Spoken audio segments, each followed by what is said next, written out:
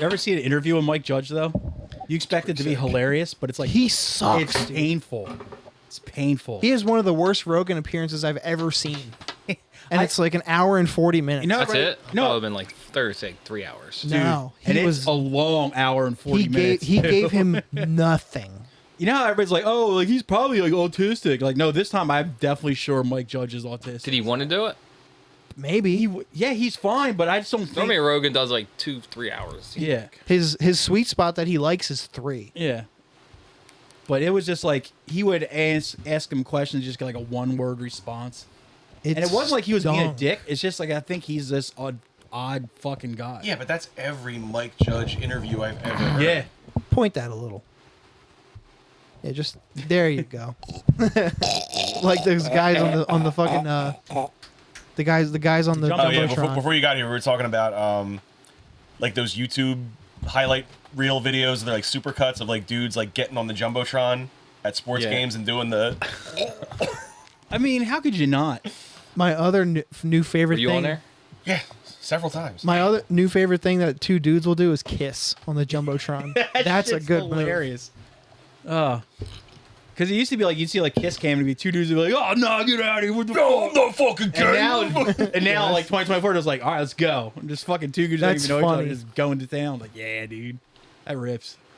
If it's someone they don't know, that's even funnier. Oh shit. I could feel how my friend's tongue feels See, for a bit. If I was the guy in charge of like controlling the camera that does the Jumbotron, I would aim the Kiss Cam at like a dude and his kid. That's happened before, where like a guy like sitting with his mom But it'd be like an went up obvious. on the Kiss Cam, and like everyone's like cheering because they think he's with like his partner or Yeah. his girlfriend or wife or whatever, and he's like, you can see him like mouthing the words like, "This is my mom," like no, and like the whole crowd's like that just makes them like cheer and like badger the dude even harder. Kiss the side of the head and do the side hug, dummy. That's Like I would an aim easy it out. right at like a dad and his son, like an obvious one. Like the kid's like 20 and the dad's like 50, just like right at him. It's like kiss. Somehow I'd have a microphone too, so I would just chant it over top. It's like kiss him. Well, all Kiss them him. guys up in the booth should have microphones, I agree. especially the guy with the organ, They should have the 2 guys from the balcony of the Muppet Show. Statler and Statler Waldorf. and Yeah. Waldorf. Have My them guys. have them just scan the audience at any sporting event or any kind of event. Look at this guy. Yeah, that'd be This fucking. game ain't half yeah. bad. You're right, it's all bad. Yeah, that's one of my favorite things of theirs. Oh my god. Yeah, just have them do like the front 3 rows of like a UFC event would be super good. I used to house sit for this family who had a pair of cats, Statler and Waldorf. They were yeah. fucking awesome. Probably too. the best Muppets ever. Definitely. Hands down. Oh, without a doubt. Yeah. First place, right in front of Kermit. And No, I got Fozzie over Kermit. I like. Do you want me I to take it to a Kermit. dark? I'm a Rolf guy too. Your Rolf's good as shit. You want to take it to a dark spot though? Beaker. All right, you guys familiar with Muppet Babies? Yeah, it's Yeah. 40 years old. Do you remember Scooter had a sister? I don't remember Skeeter. No. Scooter and Skeeter. Right? Yeah. So the Muppet Show, Scooter's on it. No Skeeter. Maybe she didn't want to pursue a life in showbiz. Or she was killed. Kidnapped by Epstein and Diddy. And It's just like, damn, so where did she go that she didn't want to be part of the Muppet Show? She got shipped out with a unit from fucking Wayfair. She's in an armoire right now. I was wondering why this armoire cost $7,000. Yeah, it's just like, what the fuck? And I also saw, was one of those, what do they call it, like a creepypasta thing? An It was internet about story. It was about the show Rugrats. Yeah. Oh, all That- the kids were stillborn. All the kids are dead except for Angelica. Except Angelica. I've Yeah. heard different theories. And all the kids are dead, but Angelica's the only kid that's still alive, but she imagines... She's the only one that, like, Her the imagine- babies can't really talk. They can only communicate to each other because they're babies. But Angelica understands them and can talk to them. That was, like, the whole, like, loophole that they Yeah. use. Like, because she can understand them and can talk to the babies that don't know how to talk yet. Yeah. That's She can talk her, to like, adults, pretending too. that they're there. They're, like, her imaginary baby friends. But they had, like, a tragic, like, death story for all the kids. It was nuts. I heard a theory. There were some Bob's Burgers ones that was similar to that. Really? Yeah. The one that I heard was from the perspective of Tommy Pickles being the alive one, or it all being in his brain or something. But the Angelica one makes Yeah. more sense. And also, I didn't really not really familiar with the show, but the show Ed, and Eddie, Love that show. they're all in purgatory. And for some reason, like the Yeah, evidence, they live in a fucking trailer park. Of the course evidence they are. given is that they have black tongues. Oh God. I was like, what the fuck? I didn't Yeah. know that was a symptom of. That's a being in purgatory. giraffes I have was gonna black say, tongues. I Yeah. thought that meant they were giraffes. Yeah. But dude, yeah, I fell into the wormhole of like shit like that. It was fun. Is the plural of it just giraffes? That's boring. Just giraffe. That's boring. You know? Oh, like deer? Yeah. That's boring. Yeah. Though deers is more fun to say. It is. You see them deers? I saw some today when we drove up here, hanging out in that fucking yard again. We kind of touched on this on the Patreon episode we recorded today. I want to get you, since you guys, you know, are into different stuff than me and Tom. Does this make me a Butt racist? stuff. I can't stand. Here we go. If you have to preface a thought with "Does it make me racist?" Here we go. It's probably super fucking racist. But go on. I can't stand when white people talk about rappers. Now, if it's a super like, since we can't say wigger anymore, can we? That's a no word now. So okay, so Can't like, say. yeah, you see like a yo boy. Let's call them yo boys. That's what we used to call them in high school, right? They if still one of are those that to dudes me. are just like, I know yo, exactly. like- Everyone knows what you mean when you say "yo boy." Yeah, if you see yo boy and you're just like, yo, you hear that shit? That shit's fat. Like that's fine. But it's yeah. I'm dating myself here, but like you know, Oh, sexy. I'm glad All right. somebody is. I'm so cute with me. But if you see just like some random yo boy talking about like, yo, listen to that shit, it was fucking my fat or whatever, like, that's okay. But when you see someone wearing like salmon colored shorts and like a manicured facial hair talking about ciphers and shit like that, like it just fills me with a rage hotter than the hottest suns. And Who you adding right now? Yeah, just say the name. Yeah, who is it? I know who you're talking about. I'll give you the initials and you can confirm. MF? Yes. Yeah. King of I the knew internet. that's who you were talking King of the internet? Yeah. He's a good boy. took me a second. Yeah, you all know him. But yeah, just listen to them talk about like rap just makes me angry. Yet if I think any other person on his level of nerd of that wasn't white, I don't think I'd be as offended. And it's almost That's the thing. I feel like I've talked about rappers around you and with you before, and I I've didn't, never detected yeah. you getting annoyed. You sure you're not just pissed off at this person? No, because it's other people too. I think it's. I wanted to say it's just nerds, but like, there's so many varieties of nerd. But it's like kind of like when you hear. I brought this up at the time. It was like when you hear Marge, there's two kinds of guys in college: jocks and nerds. And nerds.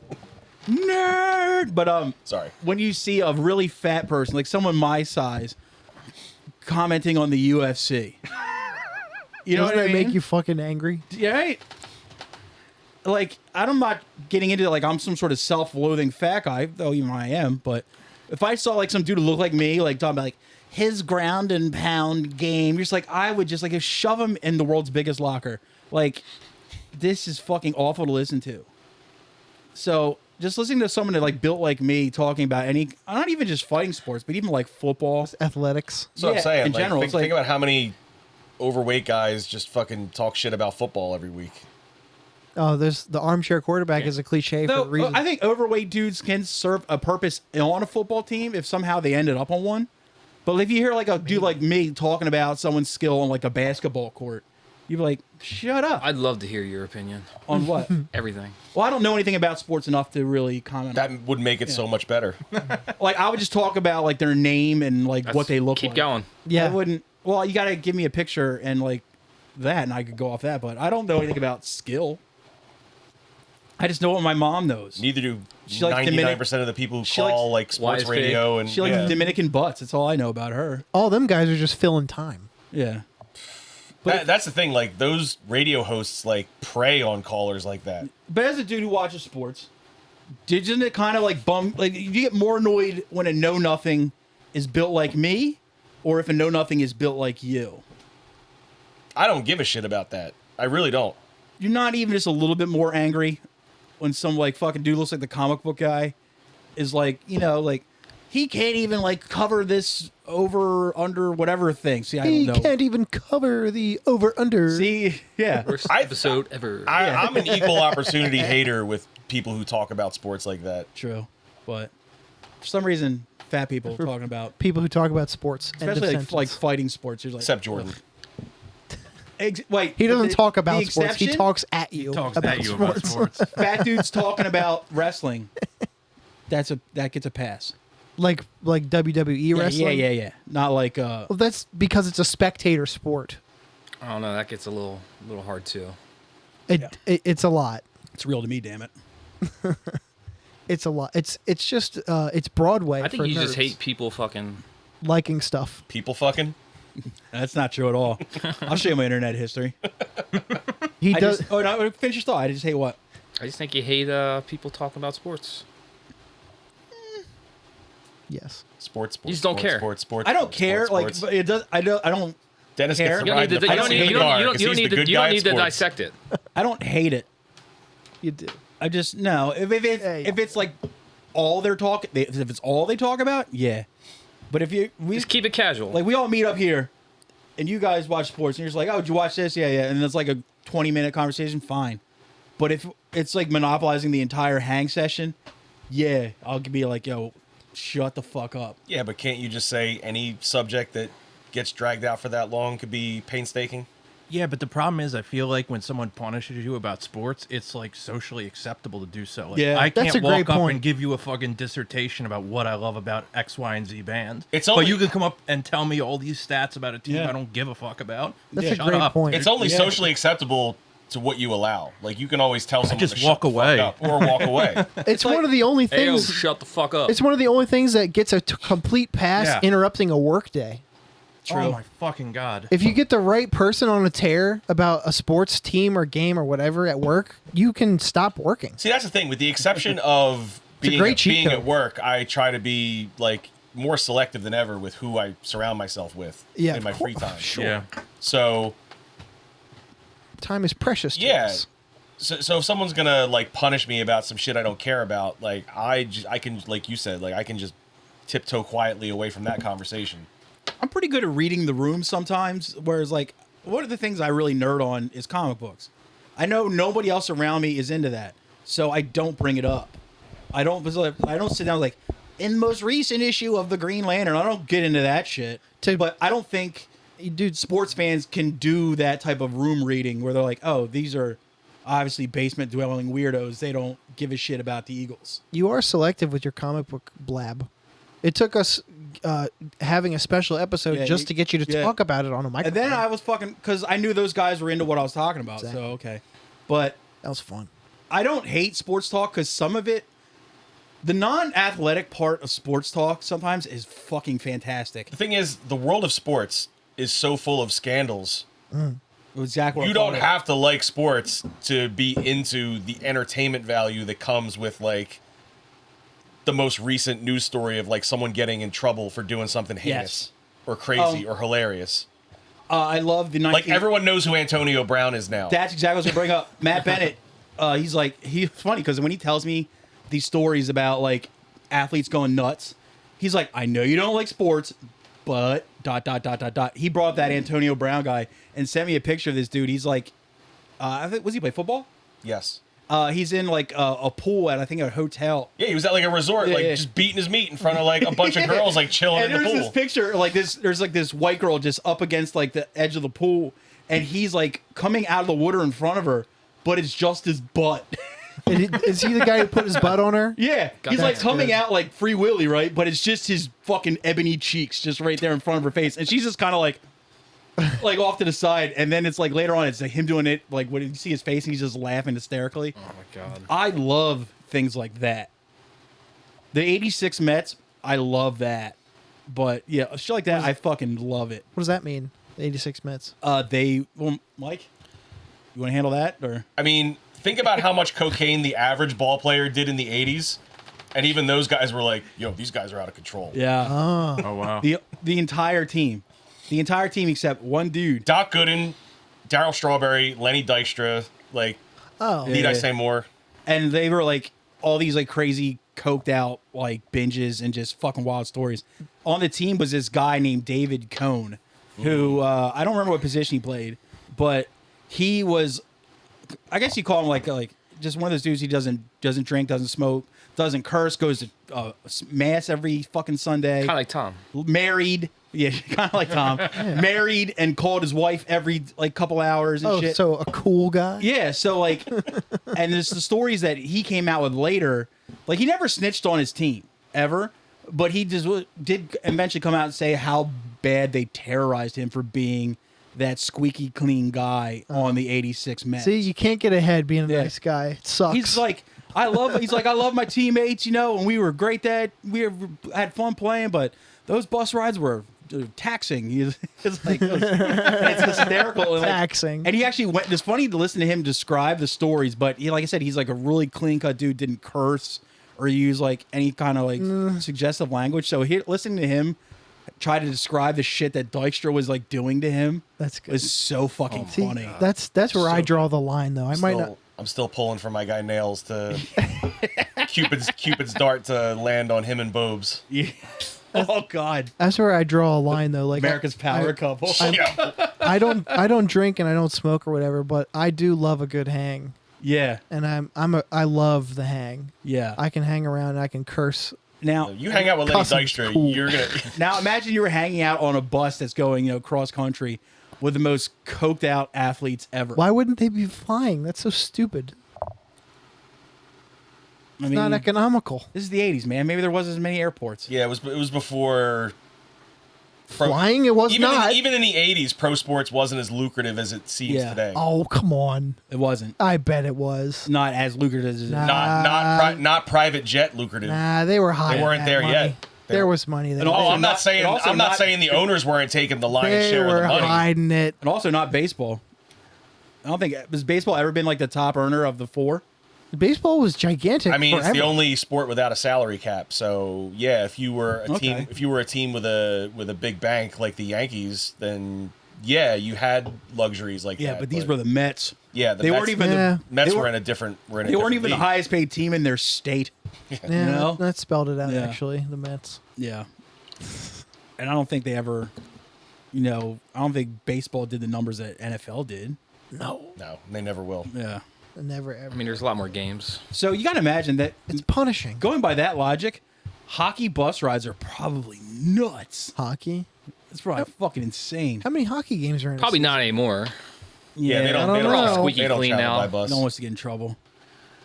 One of my favorite things ever, though, I think most of us know him, John Hassan. I used to always tell him that a woman could play any of the four major sports except football. He's like, I'm like, yeah, a woman probably can't play professional football against men. You know, it's just, it's just she'll get fucking destroyed, you know, unless she was a kicker or something like that.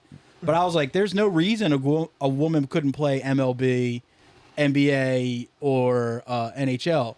And Well, there was technically in the NHL. in the yes. NHL. Was she a goalie? Yeah, she signed a minor league. She signed with the Tampa Bay Lightning. She never played pro, but she played like in their farm system. Yeah. So she was technically the first female like Hockey pro player. hockey player like on the books, like In the on the NHL. active roster for a Now, pro team. this guy is Interesting. 100% sports all the time. So John? telling him something like that and just watching him melt down is so fun. He's just like, of course they can't play basketball. You know how tall some of these guys are? I was like, Muggsy Bogues. Scottie Pippen wasn't that tall. Fucking Yeah, he was. Nate Robinson. What's the other guy doing the Bulls that wasn't that tall? You had Muggsy Bogues. Steve Kerr. You had Spud Webb. Spud Webb. Spud Webb was short. I was like, so like, wait, so those guys can play basketball and they're as tall as a woman. There's more. Fuck. There's women that are like 6'1". Yeah. There's What was, women. A, what was AI? He was like 6'3" or some shit. 6, right? But No, so, AI was Allen short. He was Iverson? shorter. He was 5'11". He was 6 even. Really? He was Wow. 6. He was 6 even on his stats, which means six he was even probably 5'11. is short as fuck for a 6 is basketball really player. short. Even But for a just like- guard, that's short. I would just like have like, and I would just like pull like non-true facts out of my ass and just like, well, sure thing, they can do this, they can do this, and he's like, no, just like lose his fucking mind, have a meltdown, and it just gave me so much joy. That's really a testament to how good those fucking dudes are. Yeah. They're under 6 feet, being pro basketball players. What the fuck? Isn't Steph Curry is like shorter, isn't he? And he was like, well, how do you think they can play MLB? I was like, how tall and big do you think these Asian dudes are that are fucking killing it in the MLB? And he's like, well, this is different. I'm like, how so? And we would just say shit like that. Even though I don't have a horse in the game, I don't have any belief in any of the shit I'm saying. I saw how fucking much he was melting down, and I was like, I got to add to this. If you can hit a ball over that fence and you can run, I'm telling you. it's kind of all you need, right? You ever see a Greek girl? They got strong arms. That's true. See, female ball players missed their window. The steroid era came and went. The Bash Brothers? Yeah, If there was a nice farm they can't girl, capitalize. if there was a nice farm girl built like Maguire in that era, like, holy shit, dude. Built like a Bash brother. It's like, you ever seen that girl? She's fucking insane, dude. She has a 700-pound tit. It's like, what? And she's just fucking knocking dingers over fences Yeah, and I'm shit. telling you, she put up fucking 225 Oh, at the God. combine like 20 times. That'd be fucking hysterical. My wife watches that show Dancing with the Stars, where it's a bunch of like F-list celebrities like Yeah. competing in a dance So competition. you watch it too. Well, by proxy, I Yeah. have to because I'm in the fucking living room while she's fucking Yeah. watching it, so I'm suffering through it. Because he didn't have The Simpsons on first. Yeah, that's she the beat problem. me home last night, so Nah, that's fuck. what we were watching. She took the remote to work. Well, she probably like lets you watch like a couple shows of your own, and then she's like, Oh, well, yeah, of course. I watched The Simpsons with you, and you're like, fuck, I guess I got to sit through. I hate Dancing tit with for the Stars. tat. Yeah. Anyway, there's like some female rugby player on Yo, this season. fucking- Yo, She this diesel? chick is built like a brick fucking shit. Nice, dude. Secretly, rugby players are the hottest bodies of all sports, I think. Dudes or chicks? This Both. is this woman is like, I think I know the one you're talking about, the one with the dark hair. yeah, she's like She's brunette. she's scary. She's dude. like scary big. Nice. Yeah, I see. Enforcer?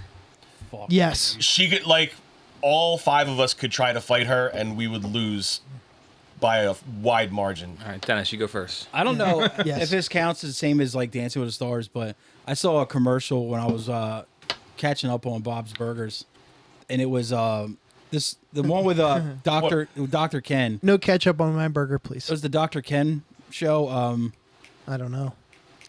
Masked Singer, right?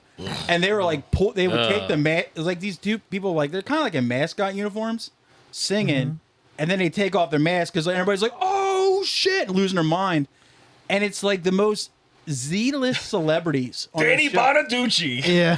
One of them, it was fucking cracking me up so bad. It was. Do you guys remember Anna Gasteyer? No. Who? She was briefly a Saturday Night Live cast member. Really? And around the same time as like Chris Kattan and Sherry O'Terry and Will Ferrell and stuff like that. But she didn't really have any like standout I characters. mean, you could take either one of them too. But she didn't have any like standout characters or anything like that. Yeah. And like she pops like her fucking mascot head off to reveal who she was, and just the judges are like, oh shit! I'm like, It's TV, of course. I just said Anna Gasteyer in a room of 5 people, and I'm the only person who knows who the fuck that is. Right. I'm sure if you showed a picture, I would at Maybe. least recognize Yeah. her. I Maybe. No. Yeah, she didn't. Like I said, even on Saturday Night Live, she didn't have any standout like characters I can point out to you. Damn. But it was just like, and these judges are like acting like the fucking queen just pulled her fucking mask off. They fucking have. I was like, to. that show is fucking ridiculous. I mean, it's a network show, of course. But I just imagine like some like fucking just stay at home mom just white knuckling watching The Masked Singer, and it's like fucking the guy who played MacGyver or something. He's like, oh shit. No, they should have the guy who played MacGruber. Yo. Oh, Will Forte? That would be a good reveal. Yeah. Dude, that would be pretty fucking sick. MacGruber's a good ass movie. Yeah, I need. Speaking of Will Forte, no, it's not Will Forte, is it? What? Yes, MacGruber? Is it Gruber? I think It's so. Will Forte, isn't it? Yeah, I think so. Okay, sorry, I'm it's not Will Five-Tay. I might. underrated Will Forte movie. You're good. What do you got? Slam and Salmon. The heck is see that? it. Mark will Wait, you didn't co-sign see that. it. No. I've never heard that name before. It's I don't even know the Broken any- Lizard guys, like the Oh. Super Troopers crew. I bet it is funny then. It's Michael Clark Duncan. It was like one of his last movies he made before he died. Whoa. Okay, I'll dump it out. Yeah, Straight up. he plays like a retired boxer that owns a seafood restaurant, I'm and they're tired. like the wait staff that works for him. I'm tired, boss. Dog What are tired. they? What's the competition they're I'm trying gonna to win? shove his ass up his ass. What are they trying to win a competition to? Oh, he lost a bet to the Yakuza.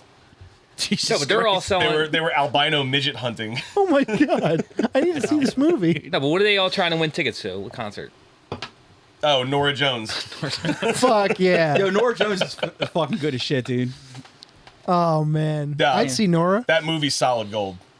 all right, this is gonna make me sound like a complete total piece of shit. The Broken Lizard dudes, I think their movies are kind of mid. Yeah, they've made 100 of them. No, they didn't make 100. They've made 50 of them. I'd say they've made at least Super like, Troopers was fantastic. As Incredible. overhyped as it is, Club- as overhyped as it is, which is not it's any got fault great, of their own. It's got great lines in it, but I think it was a whole. that- Club Dread was fun. It was okay. It's Club had Dread some is good the ones. stinker of the There's bunch. there's The Pac-Man scene's great. Did they do Beer Fest? Yeah, Beer I Fest liked was Beer good. Fest. Beer Fest Beer was Fest fun. was good. All right. Yeah. But yeah, Slammin' Salmon's like the sleeper hit. I feel like that. I rank that over All right, I'll have to check all that the shit other out. ones. Yeah, for me. same. Yeah, I didn't get to. I think I'll go Slam and Salmon one or two. For That's real? that's a hard one for me. My favorite part of Super Yo. Troopers is just Brian, that dude Brian Cox is drunk on that guy's lawn. He's like, look what I found. It's 2x4. That shit cracks me up every fucking time, dude. So when Mark and I were roommates, this is my Slammin' Salmon story, and then we can move on. Salmon. Salmon, sorry. Dude, you're not inconveniencing me. at all. Jordan's blood is boiling. If I pronounce it salmon. Yo. Fuck, I fucking. His blood's boiling anyway. It's true. Touche. What were we like at fucking Acme or ShopRite? And remember like the big bins of like $2 DVDs Good old Yes. days. by the Yeah. cash register? Oh, yes. Buy a random DVD. So we're waiting in line like with our grocery haul for the week, and we're just like fucking around like sifting through like all the cheap DVDs, and we're like, this looks like the Super Troopers cast with Michael Clark Duncan. Like, how could this be bad? How have we not seen it? Yeah, it was like $2.99 or some shit. We're That's just, like amazing. sold. We went home and had a movie night, and we're like, this is the funniest movie I've ever fucking seen. When's the last time you saw it? I would say in the last like 3 years. Okay, I so feel like it's- I've seen it recently because Pops up on Amazon. Really? the premium channels play it sometimes. Like I'll see it on like Showtime randomly, and I'll just be like, all right, I got to drop everything. So you've seen it that recently. So it's for sure funny then. It, of course, yeah, it still holds up. Yeah. Speaking of that bin, and this is one of my favorite Mike Murrow stories, and I know I've probably told it before. We were I know where Oh this is my going. we were all at a party at this girl Candace's house. It was like us and a bunch of art kids, and you were going to like He's an art kid, by the way. So he was well I don't take any offense. not to in that that shit. not in that sense. He made a But, career out of it. He was Right, going down yes. to like just like the Teacher of the year. CVS or whatever. He's like, "Do you want anything to drink?" And this is I was still straight edge. I was like asking for some kind of Gatorade or whatever. You wanted a blue Gatorade. Yeah, and I was like, you look like a blue and he Gatorade came, he guy. came back. Yeah, he does. He's like, "Oh, it's a fierce grape, man." But he was like, "Well, they didn't have any of that Cherry Rush. flavor of Gatorade, so I got you this." And it was a DVD set of like 3 Charles Bronson movies in Yeah. one set. In one One of in them one was- case, That's a right? good One of friend them right was there. the movie Chino. But I still have it. It's one of the few DVDs I still have banger. left. Yeah. And like I couldn't even be mad, even though I was very thirsty. I was like, "This is pretty sick." You parched. Bronson Westerns are super underrated. There's only one Western. The other 2 were like weird ass, like, you know, like when like they try to make like Arnold Schwarzenegger and they're like, "Oh, he's an American Marine." You're like, "No, he's not. Shut up." This is one who's like, "He's a young hotshot with the Navy SEALs." I'm like, "Dude, he's 75. Is He's that 2'2". remember that O&A trope? My name is Michael Smith. Yeah, it's like no, Like it's the fucking most not American Dolph name Lundgren. you've Like, ever get heard. out of here. I just love that shit. the Charles Bronson cameos in The Simpsons are always great too. I can't remember any. Let's take a look at a young Charles Bronson and his on the Andy Griffith Show. Oh my god. Wait, Where's Otis? He's not in his cell. I shot him. wait. Speaking of that, Now of I'm that, going down to Emmett's Fix-It shop to fix Emmett. it just dawned on me last night that Troy McClure is Phil Hartman. All right, Yes. hey man. I never realized. It just clicked yesterday. So many Another one. things on Simpsons were Phil Hartman back then. yeah. Lionel Hutz. Hutz and Troy McClure are the 2 big ones. Yep. Lionel Hutz is my favorite. He was Conover, the guy from the Australian embassy Yes. Was he the or the U.S. was embassy. he in the monorail Australia. guy too, or no? Yeah, he was Lyle Landley, the Yes. monorail guy. North Haverbrook. Yeah. Mono equals Brockway, one, rail Ogdenville, equals North rail. Yeah. I'm actually Great episode. I am still compiling the list of Simpsons trivia for the Simpsons trivia Fest. challenge. I just got to figure out logistics of like Put me in, coach. well, yeah, obviously you and Evan, but Can I submit questions to you too?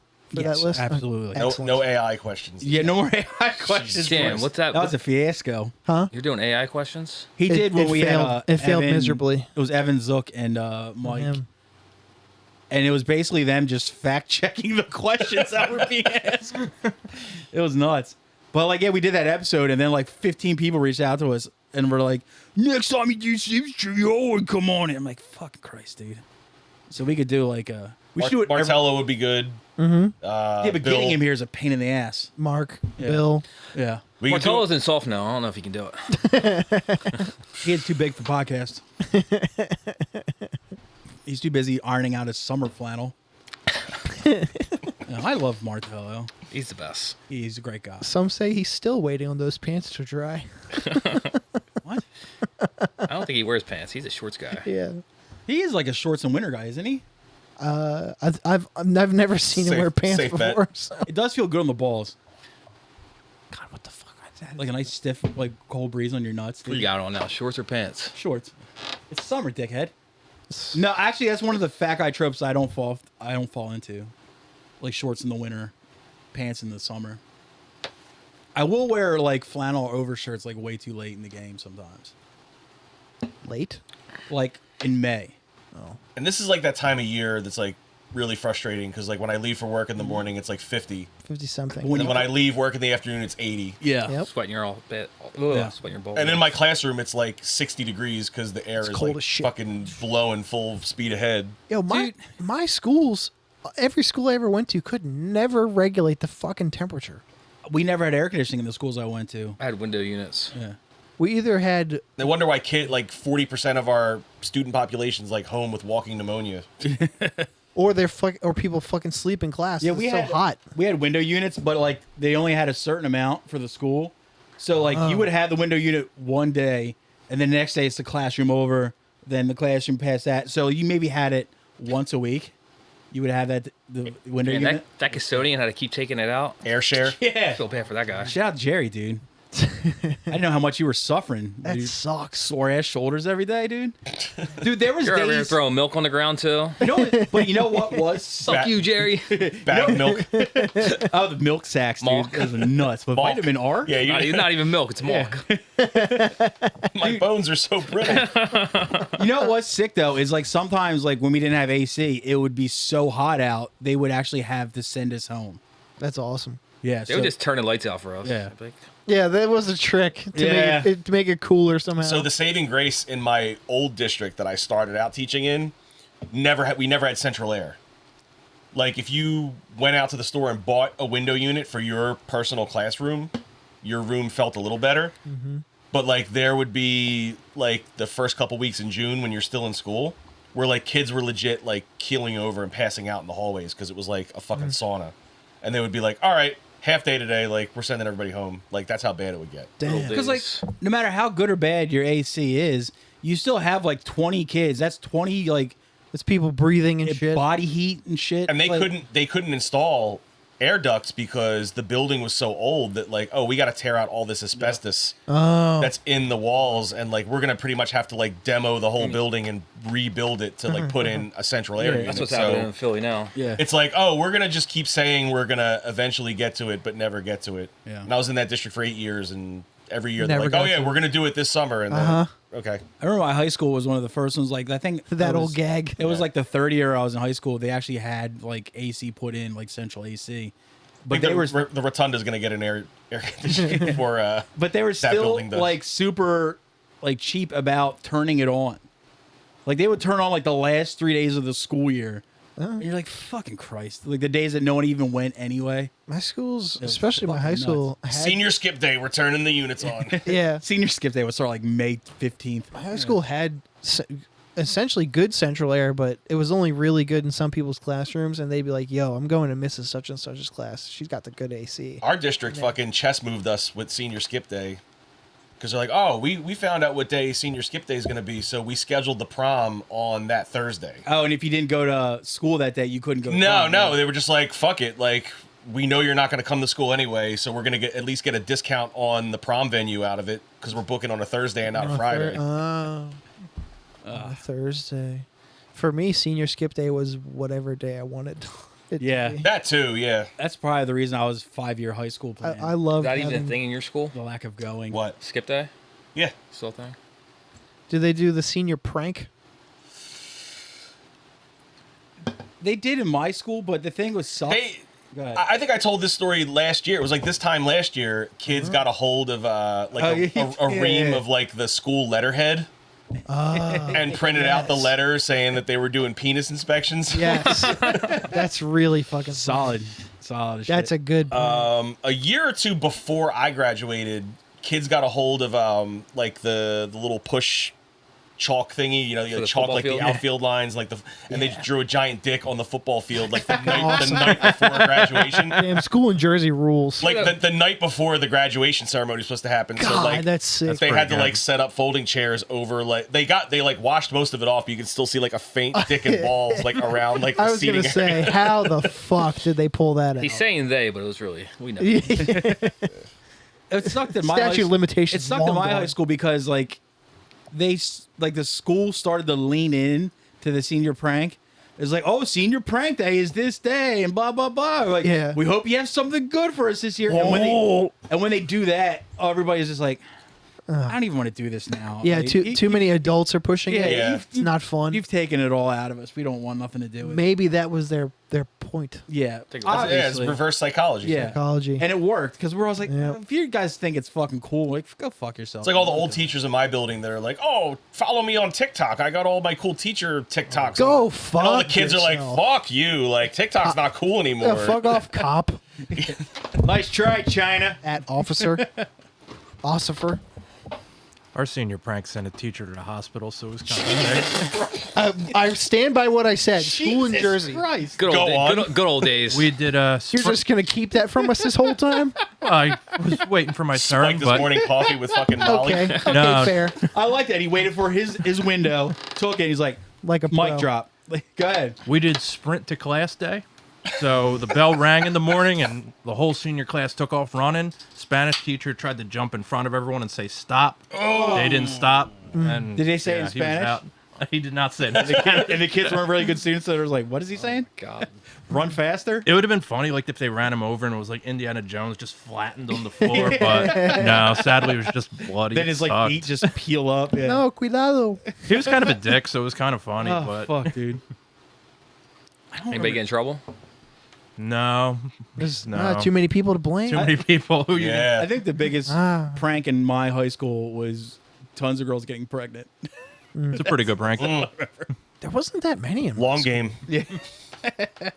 All the city kids and everything. There was like no pregnancies in my high school. My high school was dumb. You know Crossroads Diner by us. Of course. Right.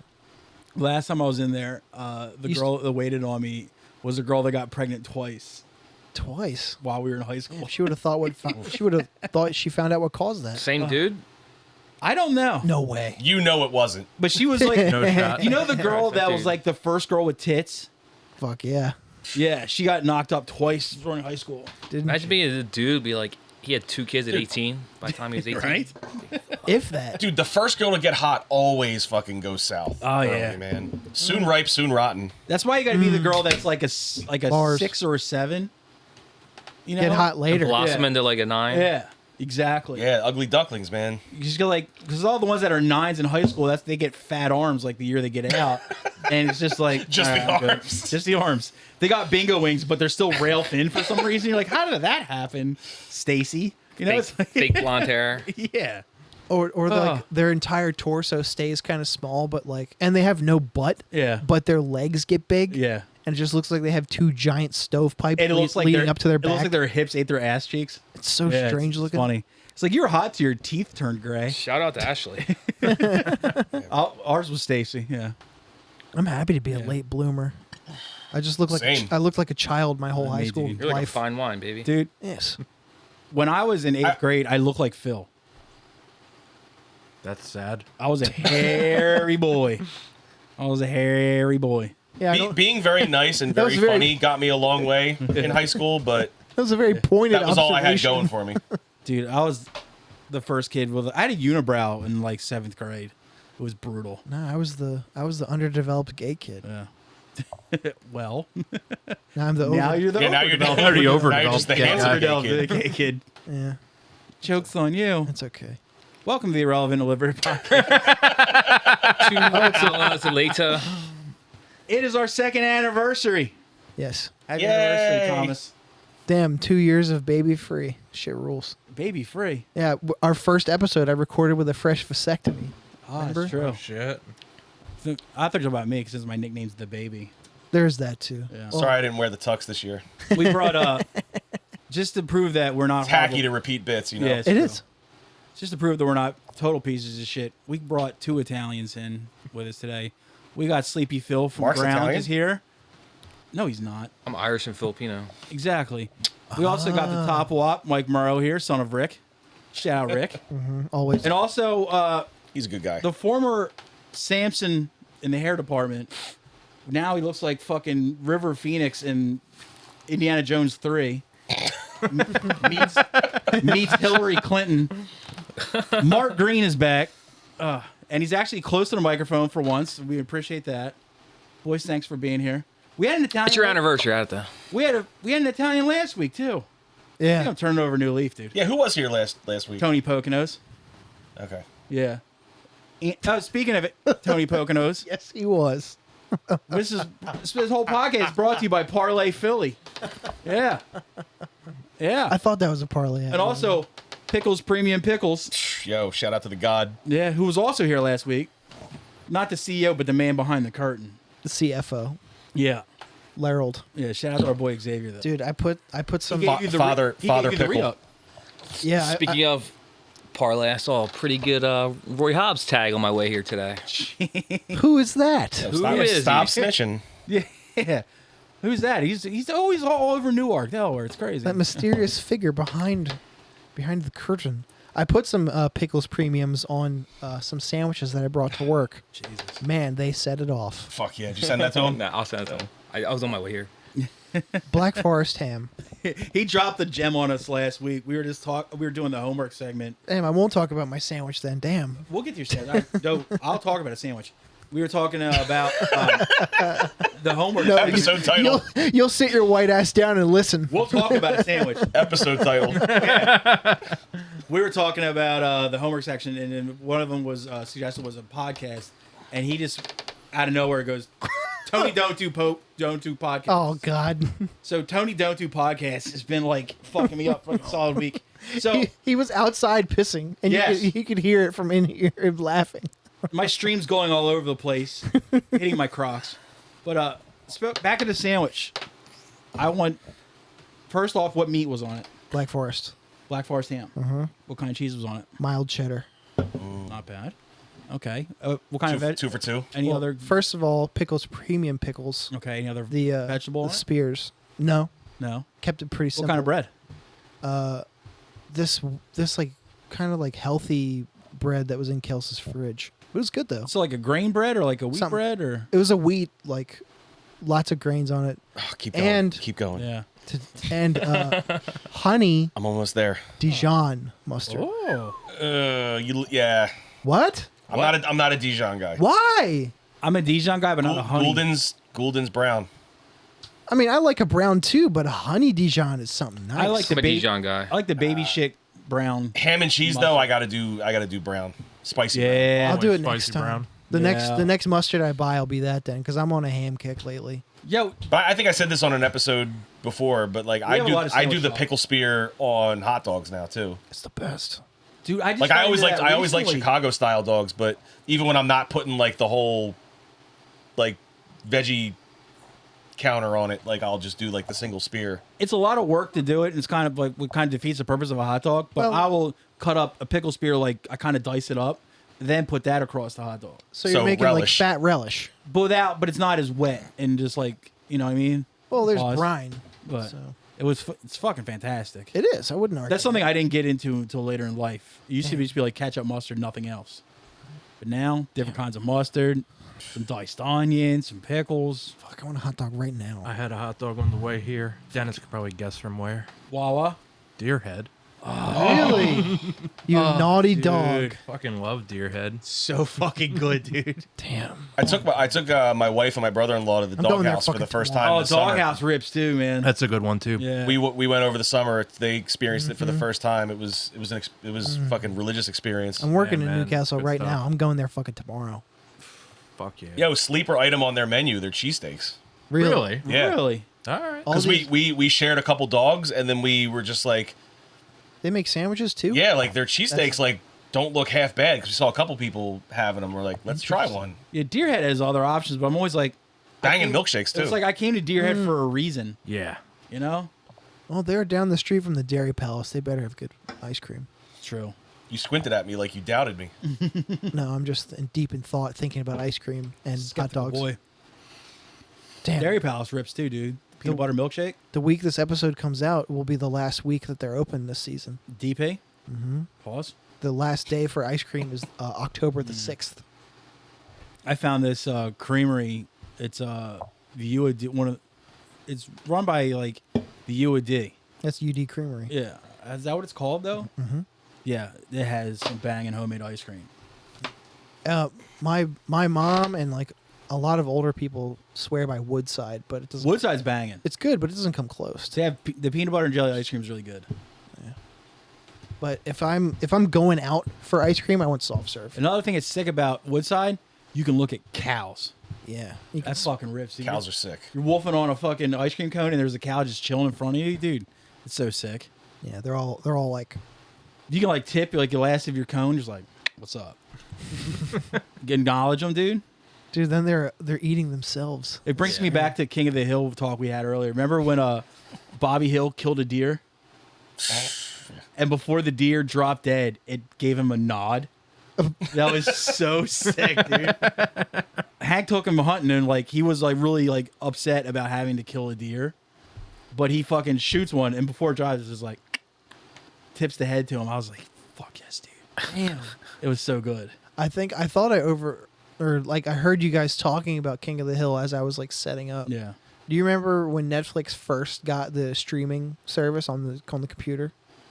Yeah. I remember when When it was mostly just the DVD thing. when streaming it was new. When we first subscribed to Netflix, King of the Hill was still on. I was Yeah, it was still in syndication. I was just about No, not on. It was still offered on Netflix. I was about to get to that. All I watched was King of the Hill. And I was like, wow, this show is amazing. Good time. We were talking about how it's a show that we didn't really appreciate till we were older. Isn't it a Fox show? Yeah. Yes. Okay. Came on right after Simpsons. Good. I have Yeah. Disney Plus just for Simpsons. And Before now- it became known as a news station that gives your dad a boner, Fox has the best animated shows ever. And Married with Children. It's true. Oh, Very fuck true. yeah. Yo, some of the sitcoms on Fox were fucking gnarly, dude. Fox was the place. Herman's to go. Head. That shit ripped. I've never even Head of heard. the Class. I've heard. Drexel's Class also. Dude, fucking so good. I'm trying to think. So good. The Critic. The Critic fucking ripped. I think was the Critic Fox or was that Comedy Central? It was Fox. No, Comedy Central was Comedy Central. It was- syndicated it. Comedy Central was remember Dr. Katz? Yeah. Yeah. That was on there too. That was so good. It's like right before South Park. Yeah, they would rerun it before South Yeah. Park. Yeah. I never even saw that show. Because I remember the first time I watched Dr. Katz, I thought that was South Park. And I was like, I don't really get the show. It was the dude who started Bob's Burgers. Same guy. H. John Benjamin. No, Lauren Bouchard. Oh, He created Dr. Katz and then he He's an created actor, never mind. Bob's Burgers. he's Fucking rules. It was basically like a setup. It was like he was a professional therapist, but all his patients were comedians. So it's basically comedians coming in doing Doing their bits- material. doing bits Oh. for the Shrink, who was also a comedian. This guy John Katz, and they would animate it. So it was kind of cool. A regular on that show, Ray Romano. Also, Dave Attell. Yeah. Constantly on there. It's like, remember when you thought your dad was Superman, then you just realized he was a drunk in a cape? Like, yeah, just animated. It was super fucking good. I gotta go back and rewatch that. I don't know if it holds up because I haven't watched it since it like initially aired. Or no, when they had the reruns on Comedy Central, like maybe like 5 years after. But I hate to travel. It's probably because my father used to beat me with a globe. God, Dave Attell is a gem. And then I started to cry, mostly because I sat on my balls. My balls. You ever been pushing out a shit too fast? Then you hear the theme song from The Simpsons come on. Next thing, I feel a tug. What the fuck? How'd you get a hernia? Were you lifting? That's all the ingredients for hobo chili. Yeah. I said it before. Skanks for the Memories is back on Spotify. Yes. So you that was gotta- probably the greatest news Classic. ever brought to this podcast. Bar none. And it, seriously, I was like, that is the greatest thing ever. What is it? Skanks for the Memories. Dave's Tells special. It is, and it still holds up. It's an album Yeah. from 2003. Yeah. It's still funny. It's So it's good. That's the bar right there. it's heralded as the best stand-up album ever by the I funniest. will will co-sign that Will co-sign. immediately. Any fucking person's like, oh, George Carlin. Like, go fuck yourself. You're not 90. Shut up. And like, oh man, there's so many quotable. The whole lines. fucking thing is quotable. It's like an hour long of quotes. It's Oh, it's so 59 good. something. Doesn't an owl look like an attorney for something? God damn it. Did everybody get it? Who's gonna get it? Oh, move All on. right, we'll move on. We'll move along. The best part is everybody in the crowd is going completely nuts for him, and he goes, "I think I'm bombing." Like that's my favorite thing about David Tell. Like, God, He does that no matter what. Yeah. I feel like that's like his go-to like between jokes banner that he always puts Oh, out. he always says like some just really out of pocket things. Like, what is that? Already a country and western tune? What? It's so fucking like, God damn it, dude. So good. He thinks of the best shit. Do we have news today? I have things other than news. Oh, what do you have, bud? Well, I have a little installment of Our Friends Do Cool Shit. Oh, I have a couple tings. got some tings. Well, first of all, I wanted to, on Instagram, I saw this. I want to shout out Stavi for throwing out the first pitch at the Orioles game. But even more, shout out to Instagram user _Wilson_Jesse for the comment. Looks more like the pitcher for the Baltimore Oreos. So shout out to that fucking guy. God damn it. That's Big time. That's fucking good. That's fucking good. I had to bring that. That's really good. That's really good. How did he do? Do you know? It had the most likes of any other comment. No, I mean like the pitch. Did he I get, didn't see it. did he get it over the plate? I think the game is happening right now, so I don't know. Gillis did it for the Phils, and apparently he did like extremely good, extremely well. He was a D1 He was athlete. a D1 football Yeah. player. But it's just funny when Not like that that translates to it's funny pitching, when but- it's funny when people whiff it really bad. Yeah. Like when 50 Cent did it. Oh, dude, that's Oh like one my of the God, worst dude. ones. All- Him and Baba Booey are like 1A and 1B, like the worst first pitches. Dude, I think that's a worse. I think it's a worse thing for 50 Cent than it is Baba Booey though. True. No one expected Baba Booey to be good. He's like 50. He's kind of like in shape. You're like he should be able to get it across the plate, but it was just like That's because people try to fucking put too much pepper on it. yeah. They want to blast it. All you got to do is get it over the A lot of plate. pressure. I want to do it. I want to underhand it. I'm not a George W. Bush guy, but like I heard he's a guy. He had the high week heat. the week after 9/11 when he threw out the first pitch at the first Yankees game back after 9/11, he- and he just fucking like smoked it over the fucking plate from the mound. He didn't even stand at like the ceremonial spot, and like the whole crowd just fucking popped for him. Yeah, he threw that You watch that, you get like choked up. You're like, fuck yeah. because he threw that ball for America. He had so many moments. Because remember the one thing, I forget what it was. I think it was after 9/11. When he's like, when they're talking about like tracking down Al Qaeda or something. He's like, we're going to find them. We're going to find out where they are. We're going to go get them and take care of them. Now watch me drive. He's on a golf course. Oh, and he He's just like, fucking "Now watch me socks get- that now fucking this watch drive." this drive. And then he Yes. just fucking just, and you're like, oh my, dude. Think he filmed that live or no? I think he did. He's a fucking beast, dude. Because he's not smart enough to think ahead to do that. weren't there like lots of cameras and mics around him too? Maybe. Yeah, I don't maybe think it you was get that kinda many staged. takes with that much around you. Yeah.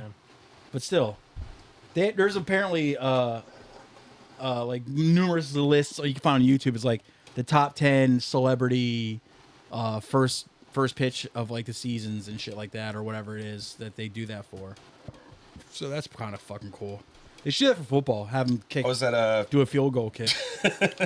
Dude, field goal kick is hard. at Yeah. a Phillies game once where Snoopy threw out the first pitch. That was sick. Fuck yeah! Snoopy. Damn. Did he He was, fly? like, he was wearing like the full like mascot Wow. Did he fly away on top of his doghouse I pretending to be the fucking Red wish, Baron? man. Dude, I geeked out so hard when I saw Snoopy. Like, because you never know who like the quote unquote celebrity is gonna be. And it was like the dog days of August where it's like 100 degrees No outside. pun intended. And like, Jesus Christ. Sorry. Proceed. I'm sorry. And like, we have a special guest throwing out our first ceremonial pitch. Like, yeah, okay, buddy. Like, everybody says that. And then fucking Snoopy runs out. I'm like, fuck yes. Let's Dude fucking runs out in go. like the full fucking like furry costume, like, and just fucking smoked it over the plate. I'm like, that's what the fuck What we're I'm talking picturing about. is a bunch of 8-year-old kids just like, And me. like who gives a fuck? But then there's like a 39-year-old Mike Monroe just like, let's go. I'd be screaming too. No. The coolest, most adorable thing I've ever seen. Stomping your feet on the stands and shit. Dude. And then Lucy shows up and pulls the ball out of his glove. Yeah. Fucking cunt. That should be the ceremonial football first kick, like somebody in a Lucy costume pulling the football away. Have a celebrity do the coin toss. Why not? Instead I of mean, they do that for the Super Bowl. like doing Remember when like, Joe Namath came out in his big ass fur coat? all right, maybe I'm biased on this. You do like a kickoff thing for, NFL, whatever, right? Get rid of the ball. Bring in Odie. And have Garfield kick him off the kitchen counter. I'm for it. No? All right, fuck me. What do you got, bud? Well, let's see. Next week, when this airs, next week, there's a show October the 9th at the Metro Gallery in Baltimore. Oh. Featuring, I'll start from the bottom with Oh. Bleak Shore, the homies, Oh. Bonginator, and Telekinetic Yeti. Nice, dude. Oh, Bonginator. I don't know what time of day, or how much it costs, but I saw the flyer. Bleak Shore, if you're listening, where's the fucking demo? They're just gonna make you beg for It's it. 2 years of band, no demo. They're just gonna come out with a full length. Nuts. It's gonna be awesome. It drives me up the fucking wall. I'm so I think happy. Travis does this on purpose. I think you're right. Fucking 2-foot freak. It's almost like you've done it to everyone else for so long. Right? Now it's your turn. And you know what? I don't like the taste of these just desserts, dude. I don't like them one bit. I don't like it. I'm more of a disher outer, not a taker. Yeah, exactly. I don't like it when it's reversed on me, dude. Don't like it one bit. You don't like the reverse card? Yeah, I don't. Nah, don't like that Uno reverse card, dude. And Uno reverse cowgirl. yes. It's my new knuckle tattoo. Yo. Next month, Octus will be playing at a venue I've never heard of in Philly called Silk City. Anybody Good know? diner. Silk It's a City diner. It's a Diner. diner. Yeah. Yeah. Guy Fieri ate there, They're man. Show playing some at a- respect. Oh. They're playing at a diner. Sunburster played there. So wait, so Oh. like instead of like having beers while the band's playing, you can crush mozzarella sticks. Yo, their, I went- their quesadillas are sick. I was at a neo folk goth show the other night there. Did you have mozzarella sticks? No. Missed Or opportunity, I know, it Mark. is a miss. sausage, Come on, dude. gravy, chicken, fried steak. Yo, the unbeatable combo. Good, Okay. good fucking call, dude. Beanie Siegel eats there. I'm about to eat All that. right, I'm convinced. Yeah, Octus. And Guy Fieri. Octus It's 2 for 2. Well, Guy also ate at Mrs. Rubino's and not Scalisa's. Yeah. So The wackest Italian joint in Wilmington. I'm sorry. I don't know if it's the wackest, but it's definitely the most overrated. He tried to put like South Jersey diners on the map, and he went to the Vincenttown Diner. So Which is where? Vincenttown. Never, don't even know where that is. it's Me, like, I never heard You of can, it. you can put any name in It's like front every of Good town. diner though. compared to like the fucking heaters that we got. He does that What's though. the heaters? I love, What do you got? I love, I don't like his confrontational I love- attitude on I this. love He's a Colonial. Jersey. so What are you yeah, talking about? You're a Colonial guy, Yeah. right? I've eaten there many This times. was yeah. back when Colonial was still fucking hitting. Philly Yeah. Diner. Philly Diner always was, hits. Nah, always Philly Diner stop, doesn't hit. stop, Stop. stop. Stop. Was that on You- Broad? Or was that the Broad Street Diner? Frosty Diner's trash. I knew Which- it was which not Bro- good. Broad Street in Woodbury? No, I Broad think Street no, Diner. in Philadelphia. I think the point Oh, being no, made no, is no, that yeah. Guy Probably was Fieri good goes once, to like but- trash places instead of like doing 2 seconds of what do you call Research? it? Research to find what's really good. It's like, oh, I'm gonna get the best cheesesteak in Philly. I'm going to Pat's. Like, go fuck off, you know. Fucking trip off the curb. But anyway, back to your New Jersey. I'll say this, dude. I live across the street from Pat's, and I never see anybody look upset when they eat it. Yeah, it's because they're fucking drunk and it's like 2 a.m. I mean, it's as It's not good. bad. It's not It's bad. acceptable. When you're If when you you're give it to blackout me, I'll drunk eat it. leaving I the don't bar care. at 2 It's a.m., acceptable. It it's is it's as, fine. When you're a as good tourist- as. Yeah. A Wawa cheesesteak. I mean, Be Wawa honest. cheesesteak. Yeah. is definitely It's trash. like pizza from our area. Like we're so spoiled. Like Right. we're complaining about like the places that are just fine. Yeah, we're getting down to fucking Like everything doesn't have to be the best meal you ever ate or the worst meal you've ever ate. especially not a cheesesteak. Yeah. More so. People look like they're having a good time every time they eat it, so I'm not gonna shit on it. I've never been disappointed by a Pat's cheesesteak. I There's just definitely there's better, but yeah, you know There that is. you know about all the better spots around, but like, are you really gonna punish somebody like from fucking Wyoming on their family vacation? Oh, you didn't about, go to like, fucking Steve's? Why didn't you go to John's Roast Pork? You fucking piece of shit. why do you Like, stand in line at Angelo's for 2 hours? Fucking last time I went to Angelo's, I was in and out. There was no line, and I met Kyle Schwarber. Damn. well, back when Joe's was called Chinks, it was very. Whoa, whoa, whoa, whoa, whoa, whoa! When it was you gotta in- hit the. No, I don't. When it was in North Philly, that was the name. It was the name. Milkshakes were banging too there. When it was in North Philly, that Did you know that was the guy's nickname? Mm-hmm. Yeah. there was a plaque about Because he it. had squinty eyes, and that was his nickname. That's awesome. Oof. But that's And what, the OG Shanks Also, steak shop in South Shanks Philly is good. had a framed portrait of Mussolini in the doorway. also Oh. Chinks changed their name because they wanted to go to the stadiums. They weren't forced to. That was their choice. it was marketing. Okay. Well, fuck it then. The last time I ate at Pat's, I actually ate there with a band called Rotten Sound. Yeah. Yeah. They were Yeah. they were in from out of the country, and they're like, "We want a cheesesteak. Yeah, they're we want a Swedish. cheesesteak," and they knew about Pat's, and they're like, "We want to go there." And of course, you had someone like, "You don't want to go there," and I was like, "No, you want to go there? Like, you flew all the way here. Go to Pat's." Yeah, go. And it was go actually to a spots top you want, because go the for it. atmosphere Crazy. is half the battle. Like you historic. get to like people watch while you eat a pretty decent cheesesteak. It's You get great. to- It's It was great fun. people watching. You get to inconvenience the people you're trying to buy from. Exactly. It's a real Philly staple. Also, cheesesteaks. It's hard to fuck up a cheesesteak to me. I don't know I about think that pizza. now. I think pizza's something you can really fuck up. Cheesesteak too. Cheesesteaks have a better margin for error than pizza, to me. I mean, they're on I agree meth. with They're that. on meth making cheesesteaks, so yeah. Yeah. I think I annoyed the shit out of J Money, God rest his soul. He wanted to show me this place, Dinix. I know. Didn't Yeah. Reading Terminal. Yep. And Fuck he's yes, like, dude, this is the best cheesesteak you'll ever have. But the next No, in it's not. Jersey. Best roast pork, but not the best. They definitely have the best roast pork. Best breakfast But- sandwiches too. Yeah. But look, this is where I'm going with this. Is like he's like, yo, you gotta have this cheesesteak. It's so fucking good. And I saw the roast porkette, and I was like, I'm getting the roast pork sandwich. And he got fucking mad at me. Good. It is the best roast pork sandwich I've ever had. Strong sandwich. Very good. It's the one thing I miss. Yeah. I think I came from the next when I was. Yeah, I in don't miss Jay. I just The miss that Nick's pork and, sandwich. and John's roast pork I like best because John's roast pork too. John's roast pork and fire. you guys probably all agree like I go way beyond the recommended dosage of garlic when I make broccoli rabe or spinach. Yeah. offend me with the garlic. Yeah, Yeah. like I wanna smell like utter shit for the rest of the day Throw a because of bulb the in garlic there. I eat. Yeah, throw an entire bulb of garlic. So they go super hard in the paint with their garlic. So that's why I like their roast pork the best. And John's uses spinach instead of the broccoli rabe, which Yeah. I like better. We're gonna do the Holy Trinity. I'm gonna say Nick's for the roast beef.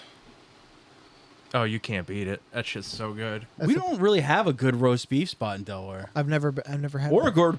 good porkette place. Here's a funny That's story. more a That Baltimore thing, though, isn't it? Like pit beef. Porkette is Yeah. yes. You got chaps and all that. But I really like a good roast. when beef I was sandwich. cutting meat down at I'm a late bloomer with roast beef. I'm like starting to come around on Have you it. not So had? good. Have you had Nick's? no, Not in Dude, it years. was like not the- since I was like a teenager. where is it?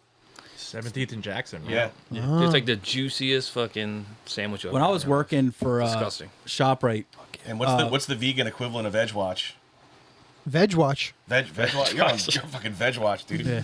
But we had like when people would like demo their new products, they would come and like set up a little stand in the ShopRite and like cook it and. Oh, the boar's head fuckers. We had Tony Luke oh from Tony Luke's Tony or whatever, Luke's. and like doing his like he started doing Doing a workshop on tax evasion. You had big started doing, like, I always call it steak 'em, even though that's kind of like what we were talking about earlier. What do we call it, like a minute steak or whatever, like in the box. frozen. Steak 'em? steakums. Yeah. Yeah, Yeah, I miss Steak'em so and- much. yeah. By the way, They're still a thing. Yo, Just not that brand. best line from the sitcom Martin. Speaking of Fox sitcoms, True. what was his friend's name? Cole, right? Cole, It was like Martin. Tommy Like- and Cole. Yeah. Going to the club with your girl is like going out for hot dogs when you got some steakums at home. So Tony Luke had this little fucking stand, like a little fucking skillet in front of him, setting up and selling it. Mr. Luke himself? And yes. Wow. Came out and handing it off to customers and stuff.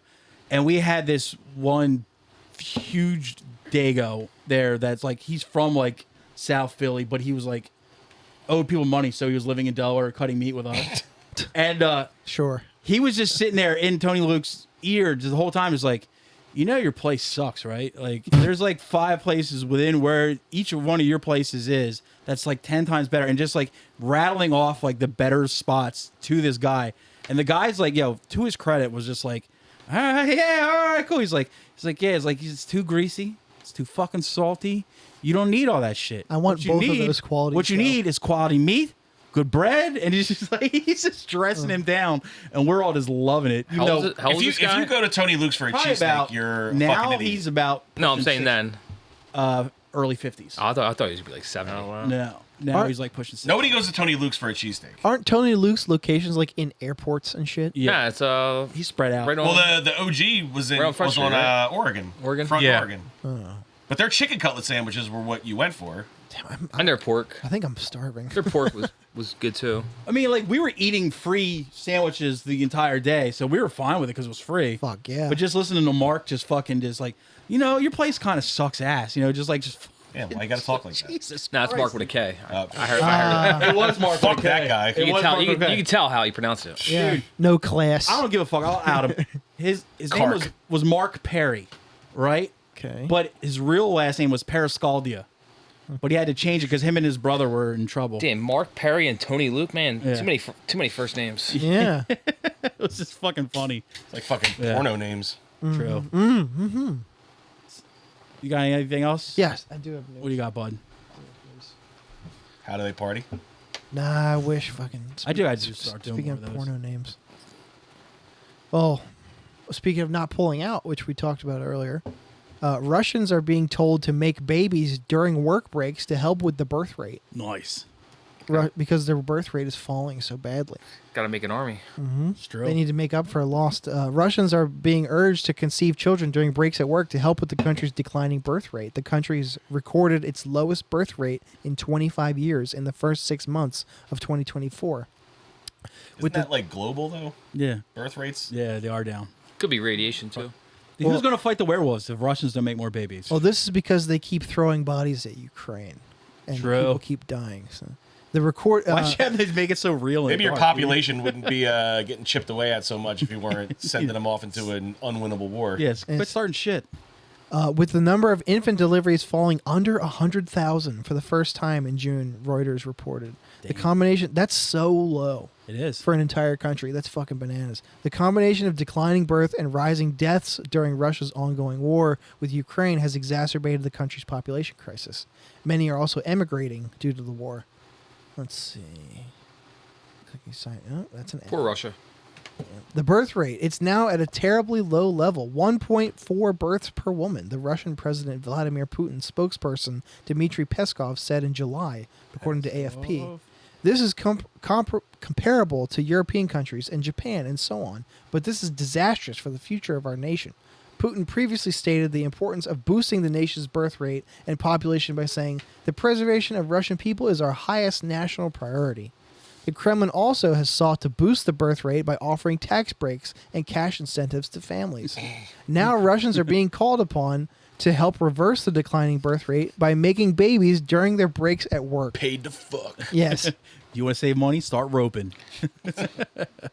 Health Minister Yevgeny Shestopolov said Russians should engage in procreation on breaks during a recent appearance on Russian national television, according to the Mirror. He's probably the most popular person in Russia right now. Do you hear what he said?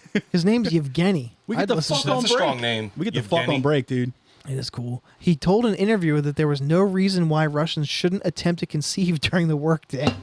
Being very quote, being very busy at work is not a valid reason, but a lame excuse, he said. You can engage in procreation during breaks because life flies by too quickly. Damn, dude. Yo, You fucking hard? That guy's fucking spitting, dude. Motherfucker. I won't even beat off at work. And kind of like those "Make Love Not War" shirts they used to have in the '60s. Have like, less invading, more coming. That's the new Russian T-shirt. Tom's fucking in a porta potty. Damn, dude. Right out of that blue juice. Ugh. Oh man, it'd be a fresh one right in the first thing in the morning, so it doesn't stink yet. Dude, would you fucking beat off in one of those?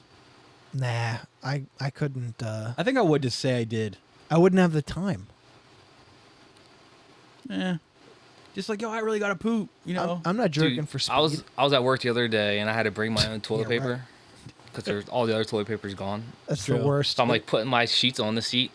And then I just dropped my whole roll of toilet paper in the Oh, toilet. man. I was like, dude. There goes a sock.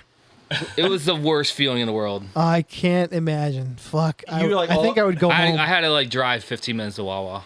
I would fucking Yeah. go home. Worth it. It was well worth it. It was fucking scary. I would do that or just fucking staple my asshole shut. It was the only every porta potty had flies in it except for this one. So I was like, Bend I over. finally found a good one. Just bend over in front of your welder, like, can you tack The one that got me real dropped off quick? that morning instead of bending Nah, over, it was still 5 days. it was still fucking loaded with shit. But God. Yeah, because it damn. wasn't cleaned out for probably days. Yeah, but only a quarter of the way Weeks. instead of. Yeah. this one's weeks. This job is. Supposed to be every 10 days or less. I'm doing these FHA houses in Sharswood. They're not clean. These. That doesn't sound like a real place. Since we It's mostly the worst neighborhood in Philly. Okay. do people's houses and stuff like that at work, we don't shit at the customer's house, obviously. So I think I'm going to start Well, not that obvious. like a guidebook of just Oh, the best places to shit if you got to shit in public. Starbucks. That's a blog. You can do a blog. Yeah. Do people still do blogs? People don't. Who's gonna Ooh. buy a book? Shit maps. That's a great app. idea. It's a great app idea. Yeah. Yo, edit TM. this out. Edit this out. Yo. Don't steal our idea. All right, We'll what, be do you right call, what, do you, back. what do you call the shit map app? Shit app. Schmap. Schmap. Schmap. The Schmap Yeah. app. It's got to be Wow. something quick and just Schmap. check Schmap. See if there's a place I can fucking drop it out. Damn. And then people could report too. Yeah. Like, oh, the Like- bathroom's under construction. You or can whatever. rate them too. It's like, Yes. yeah, it's like, yo, the Starbucks, don't go there today because somebody Isn't- peed all over the floor. Yeah. Isn't Places I've Pooped? Wasn't that an app? They don't have the app. No, it was. It was like a running it was like a Yelp. No, it was style more of app. like a, the Instagram pages. There's one I used to follow. It was like dogs I pet today. There's some kid who went around petting dogs. It was somebody that's like, these are places I've pooped. We But you could share your location and be Yeah. like, okay, here's this really awful review of this public bathroom Yeah. close to me, so I'm not going to go there. like the. But also, you don't want to tell anybody your gems. That's a good True. point. You don't want to ruin a good secret spot. Yeah. But it's like, all right, it's a Like my clean bathroom at bathroom. work. A clean bathroom, but you also get a high I got score. one too. It's You the also, best. you also get a high score if the person that the owner of the business is like, oh yeah, you can shit here, no problem. You don't have to buy nothing or anything. I had one this morning. Something It like was that. Changed my Right. whole morning. I had to piss so fucking bad, and I was on the way to work. The Rofo at Duncan and Kirkwood Highway. Prime shit spot. Also, I have a student teacher this year, so I can take bathroom breaks whenever the fuck I want. That's what I'm saying. Like, yo, you're the man for 5 minutes. I got to go fucking 5. lay this cable. Right? When I Bro, worked that's at like a 15-minute right there. when Yeah, I right? worked, when I I worked don't at the, take advantage. It's 5-minute prep time. We talk about when I worked at the light a co-op candle. and shit and places were still under construction, like behind the building. Tingle showed me a secret bathroom under the basement, behind the wall and shit. It was fucking awesome. What? Yeah. Did you have to have a special key? No, you just Special had knock? there was a What's the passcode? a poop speakeasy. It's like you go up there and you knock in a God DeVita and in the rooms downstairs that you can rent for community Yeah. space. There are doors in the back of them for a fire exit that lead outside, up a stairwell and shit. But if you went back through the hallway, there were other doors, and only one of them was open sometimes. And there was a bathroom back there. it was funny. Secret bathroom. Even though I already mentioned when I was working at ShopRite, upstairs were the bathrooms that all the managers used. Boy. Because us commoners had to use the ones that the public used. Yes. So the thing is, all the managers except for one were gone by 3 o'clock in the afternoon. At 3 o'clock in the afternoon, it was just those stalls were always packed, just dudes that have been holding in his shit all day. Find oh god, they're all gone, and go fucking drop one off. If I had to go, Dude, that you bad, know I who were the was- worst when I worked at Acme? The fucking truckers. Oh, absolutely. I believe Dude, that. Yes, Dude, when you would use the Yes. bathroom at fucking Acme, dude, they would just Yes. have like boxers just leave them there. They're Filled with shit. That's why fucking pilots and flying J's are like war zones. they are the scariest people too. The delivery guys, the truckers. Jesus Christ. They're like carnies, but worse. They step on that loading dock and they just unload all the shit that's been in their head for like the last couple hours. And their pants are filled with shit. To their credit, a lot of them guys that I encountered wouldn't even get out of the cab. That's insane. They would just pull up to the loading At dock. supermarkets, they would also be the guy that would have the sign away, like, say they're dropping off the milk or the bread. They'd have the fucking come up and sign papers and shit. So they had to.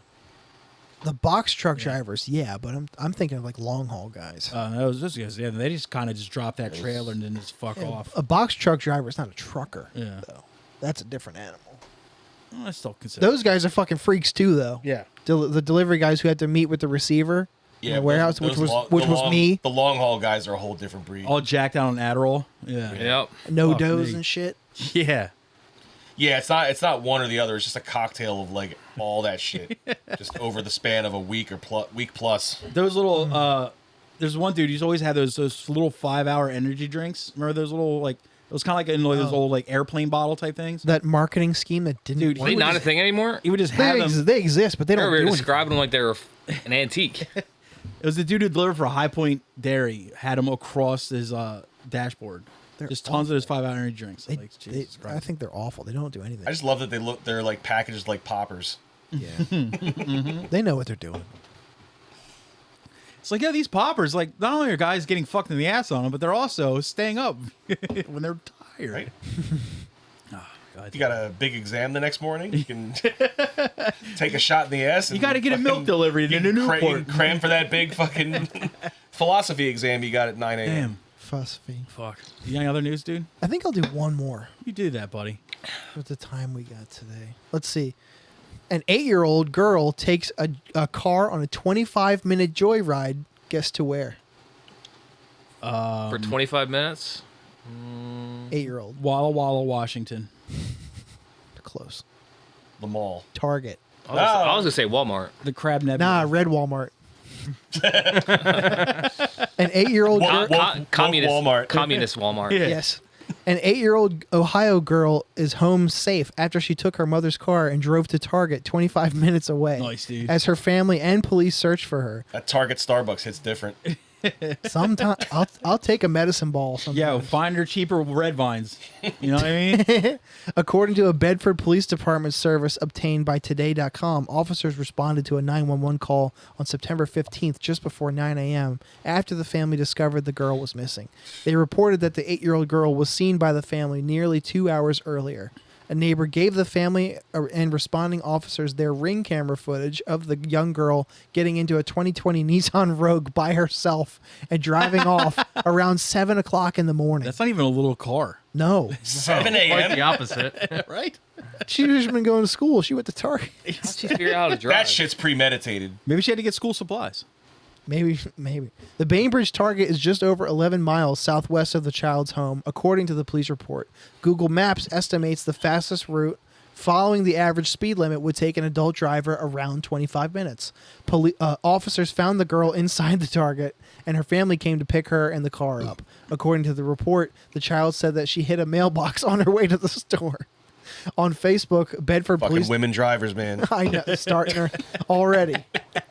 On Facebook, the Bedford Police Department joked about the incident, not sure what she brought or if she was even able to use her Target app to save 5%. God damn it. Bedford Police Department wrote in the post, we did let her finish her Frappuccino. We're not mean. Nice. Many commuters noticed how impressed they were that a young child could make the journey behind the wheel. Right? Way to go. This is the best out of all of kids driving stories, wrote one commuter. Long distance, and she got everything correct. She's the white Latarian Milton. Remember that kid? No. Yes. Oh, yes. I just want to do hood rat shit for my friends. Hood rat shit with my friends. Fuck yeah. Fuck dude. me up that you know his name. Dude. That's I- funny. Where's that kid right now, man? Get him on He's in the jail. podcast. No. Yeah. Oh, don't tell me Why, that. for being awesome? He's been in and out of the system since he turned 18. Fuck out of here. He didn't do But it. you know what? Nah, When he man, gets he freed, didn't do nothing. when he gets freed, he's driving himself home. That's true. The last commuter said, not going to lie, that sounds like something my 8-year-old self would have done. You know his name. You knew he was in jail. I mean, Listen, I follow my internet celebrities. That's a good one. in Murr's defense, there's been times I'm like, whatever happened to that guy? Yeah. And I will follow through and just Google their name and see what they're up to now. Well, I like go back and revisit the original video and just the YouTube comments alone. Yeah. Like, yo, I heard he's in jail now. I'm like, damn. He's in YouTube jail. comments are FBI. They're feds. Yo. I think the last one Feds is watching. I was They like, know too much. I was like, where they are now, it was Kazoo Kid. You know, like, who are you? Like that kid. And like, it was like so many different stories come up. I don't really know which ones were real or fake, but Sometimes I get curious about the videos from like the infancy of the internet. yeah. Like even like pre-Vine and shit like that. Yeah, like Star Wars Kid and fucking The thing, you know what fucked that up though? Early Is Tosh.0. Because Yeah, he found 'cause most of those kids and brought them back. that was what 11 years ago more. He did a redemption episode for That kid. that kid. I remember Letarian. that episode. Yeah. Oh, Letarian. Yeah. The last one I remember him It went doing, over as poorly as you can imagine, but I feel so safe. the last one I remember him doing was that skinny kid with all the tattoos. He was just like, his name's Brian. Silva. the porn star kid. Yeah. Yes, Brian Silva. The kid is like the gratata Yeah. and like all that shit and like all that stuff. And he's like, out of nowhere, he's like, so how is doing gay porn? And then it just like showed like a quick clip of like obviously blurred out shit with him getting his dick sucked. He's just like, by a dude. He's like, Yeah. yo, suck my shit like a lollipop and like all that. And he was like, how is it like in the gay porno? And she's like, lame dog. I was like, God damn it. He must have just been having an off day that day because on the internet he will do nothing but gloat about how great it is to just have sex with dudes all the time for money. Oh, yeah, apparently he flipped completely. He's like, you know, at first he was ashamed of it, just did it for money, but now he's like, I don't give a fuck. I mean, fuck yeah. But it's probably awesome. I would watch the shit out of that show if it was just like what happened to do from this random video that you saw 25 years ago, you know, like the one we constantly send to each other, like, he's not Charles Johnson, like Yo. that shit. Those kids? Where are they at? I hope they stuck with making videos because that first one was fucking gold. You need to monetize that video already. Right? That'll put you in a fucking couple semesters of college. There are Vine stars I would check up on, but there's some I don't care. I cannot believe you've done this. Like that kid, I want to know what he's up to. There's scissors in my fucking arm. The thing is, like, you watch those and you're like, like, and you do find out where they are now, and it's always something super tragic. And it's like, God damn, can't one of these just end up okay? Dude, Vine was great. Vine was ripped. great. Vine ripped, dude. Vine made me who I am. Whoa, but You are a It was viner. I Yeah. was. That was our TikTok, man. true. Yeah. Vine walked so TikTok could run. True. There's some great shit on TikTok. I want to hate TikTok because I'm just that old curmudgeon, but some of the stuff I'm like, all right, it's pretty funny. Like people like give people like, oh, he's a TikTok comedian, but then you see some of the stuff they've done, you're like, it's pretty fucking funny for like a 20-second video or whatever it is, you know? It's like, it's pretty good. It's a hell of a lot funnier than a lot of people's schooled material. Like, 'cause you look at some like a Saturday Night Live where it's like a 3, 4, 5 to like 20-minute sketch, and you're like, all right, it's mid as shit. But if you see someone pack like something like hysterical in like 30 seconds, that's pretty impressive. Oh, that's one thing about TikTok. They can be up to 10 minutes. So Oh, I thought it was Because Vine was like 30 seconds, right? it was 6 seconds. Yeah, Vine was short as fuck. It was 6 seconds. Yeah. That sometimes is Wait, what made Vine it was so. only 6? Yep. I thought Shit. TikTok had a limit. Nope. No? It They can did be- it at first? Maybe at first. I thought but it was like 15, 30 seconds. Something like that. Nah, they can be up to 10 minutes. Yeah. So sometimes you can see full on like SNL sketches on there. Like someone sends me like a reel on like Instagram. Same with reels. If I hit it up and it's like over like 2 minutes, I'm like, nah, I'm not watching this. I try not to look at how long it is, I but don't- when I start to feel it getting long, I'm like, how long is this? And I Like, check. It's like I don't care how many like boy. Down syndrome like Middle Eastern kids are in it. I'm sorry, you're not getting 6 minutes of my fucking time for this. What is wrong with you? What? It's entertaining I as like all what I fun. like. Dude, the Middle East and Asia have fucking Instagram reels on lock. They are the funniest fucking things that have ever happened. Shout out Farouk. Farouk is He's a bit much. shut your goddamn. Thank you, Michael. Shut your Sorry- goddamn sorry, Thomas Farouk. mouth, dude. Farouk fucking rips, dude. He's all right. He's just He an rips, animal dude. lover, man. And he hates Abu Omar. I appreciate that he loves cats. Yeah. though. Did you hear my theory? If you love cats, I'm you're listening. A-okay, Michael. What's your theory? I think he's Turkish. I don't honestly. I don't like. It sounds horrible. As such a fan of him, I don't know where he's from. Well, specifically in Istanbul, there's a culture of loving stray cats around there. They're welcome everywhere all That's the what's time. up. It's kind of All I know is like his Instagram, like the stories.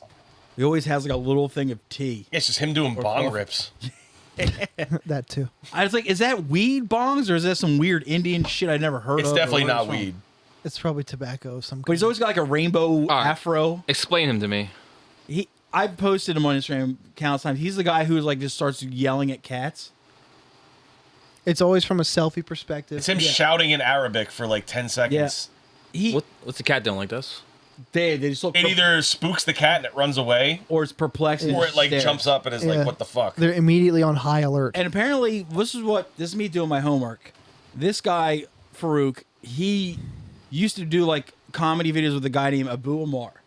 Now Now there's beef. Abu Omar apparently had a falling out with Farouk, and now all his videos where he's posting up with the cats, he's telling these cats what's going on with Abu Omar. Time he's like, Abu Omar's head has exploded. He's gone to the mental institution. His wife is fat, and it's just him telling all this to a cat on the side of the street while he's got like the world's smallest coffee or tea that you've ever seen in your life. It's like, That tracks for Turkish you know, like when you're in a coffee, too. hospital, they Yeah, give you Turkish like, coffee is like fucking rocket you know, the fuel, little cup so- they give you pills in the hospital. That's what he's drinking coffee out of. It's a glorified glass, Yeah. shot glass. And he's just like, Abu Omar, blah, blah, blah, blah. And just like talks about him for like 10 seconds. And whenever the cat finally runs away, he's like, hits that. every and- time. It You sure, makes you my sure he's day. not Moroccan? I don't know where he's from. And so he's Middle East. And the cat is usually on top of a car. Yes. I've yes. also noticed. It's like a street cat. And surprisingly, a lot of them don't run away. They just kind of like stare, like Street cats are tough. deer in the Yeah. headlights type of stare. It's fucking hysterical. I love a good street cat. Yeah. Yeah. I mean, every time you see a cat in the wild, you just get fucking stoked. I do. Scratch him under his chin. Just fucking love him. They're always too far away. I know, right? They need to be closer. Then when you try to scratch him under his chin, they run away. You're like, what the fuck did I do? Right? now right. you got to let them sniff. You and take it they got- personal. They got to let You take it personal. you got to let them give you the Yeah. side of the lip. Yeah. They put your scent on you. I like to see in what I imagine happening is after Farouk does his videos, he's got like 3 or 4 street cats that just follow him the rest of the day. Sounds Fuck cool. yeah, he That does. sounds He's got like a crew. best, You know what I best mean? life ever. Yeah. Fucking Pied Piper. I'm telling you, the Pied Piper of Dubai. Dude, try showing up someplace with a gang of cats following you and then being like, they can't come in here. Yeah. Yeah, right. You'd be like, you know who the fuck I am? These are my bosses. You know What how the many fuck are you fucking saying right now? Followers I got on Instagram? Yeah, his videos fucking just, and he doesn't post a ton. You get maybe like 2 or 3 a month, and they're just fucking. They just make my day. Quality over quantity. Yo, India and Asia are just fucking killing. Like No, I got hard money. that India he's is from Asia. Morocco. East Asia, like the like my favorite fucking Chinese grannies. They're just fucking killing. Yo, Yeah. fucking Queens. Yes. Are they mainlanders or what? I'm not 100% sure. Where are they from? We got to find out. When they cook like gigantic bugs They might not. in the dumplings, you're They're like, either from Hong Kong or they're mainlanders. Hong Kong is This is- China. yeah, this this is is a mainland pro-China. I don't think. I'm thinking Taiwan. I'm thinking Taiwan. I don't think they're. We from are a for ma- one China. I don't think they're from a major cities because all of their videos seem to be shot in a rural area. That's most of China. That's a lot of Taiwan too. Yeah. Is it? Yeah. Oh, A I've- lot of Asia, frankly. But then again, I guess I'm comparing it to like. All right, never mind. I've never been there, so but it just seems like rural Dude, the areas. shit that they cook always looks fucking phenomenal. It Looks looks- good, and there's Yo, a lot of bugs. It looks gross. No, like they cook they like look like legit sea- like Chinese street food. They look like sea monsters. You know how like somehow what they have like a make. lobster that's for some reason 37 pounds, and you're just like, what the fuck? Or like a rack of like cat ribs that's like 19 fucking ribs deep. You're just like, this is fucking gross. But then when the finished product, you're like, Yo, I would fuck I with would that. fuck that up, dude. I would fuck Yeah, that like up. the sides of beef Yeah. look like the size of like a fucking dinosaur. Yeah. It's crazy. It's nuts. Fucking Fred Flintstone ribs. Yeah. Like just dumplings that are bigger than like your entire head. It's just nuts. I saw the one of your girl eating the dumplings, like dipping it in the sauce. Yeah. They made some dim sum. I bet they are Chinese, actually. I would. Is the third one back in the group yet? Yeah, her. Well, not I know as she much, 'cause- like had surgery or broke her leg or Yeah. something. Oh, no. Yeah. That's why she was missing in like the last couple posts. Then they That's brought her so back for like a sad. The quick comment cameo. section was like in panic mode. Well, the thing was like with that, those rapping grannies and Farouk, is there's always a guy, random, not the same guy every time, that will post in, this is what Farouk is saying. So like, Oh, yeah, it's like there's always like an interpreter. so us English speakers know what's being said. That's how I know about Abu Amar and how they had a falling out and how his wife's in the insane asylum and her head exploded. Some people out And the there. rapping grannies, somebody will be like seriously like 6 paragraphs worth of like verses. There's people out there they're doing saying. God's work. And every time I comment with the emoji that's just saluting, I'm like, Those, "Thank those you are the for your people who service." go, those are the people who go to heaven first. Yes, exactly. I'm with you on that. But That's all I wanted to bring for news today. does anybody have anything to plug? Phil is working on a new band. No, I'm not. You son of a bitch. Got him. You low He down. opens the room for questions and answers it himself. You low down dirty dog. Yeah, eventually. Fuck yeah, that's what I like it, to really. hear. My man. God damn it, Phil. Keep him guessing. You son of a bitch. Phil's doing a feature on the new Sunburster LP. Oh.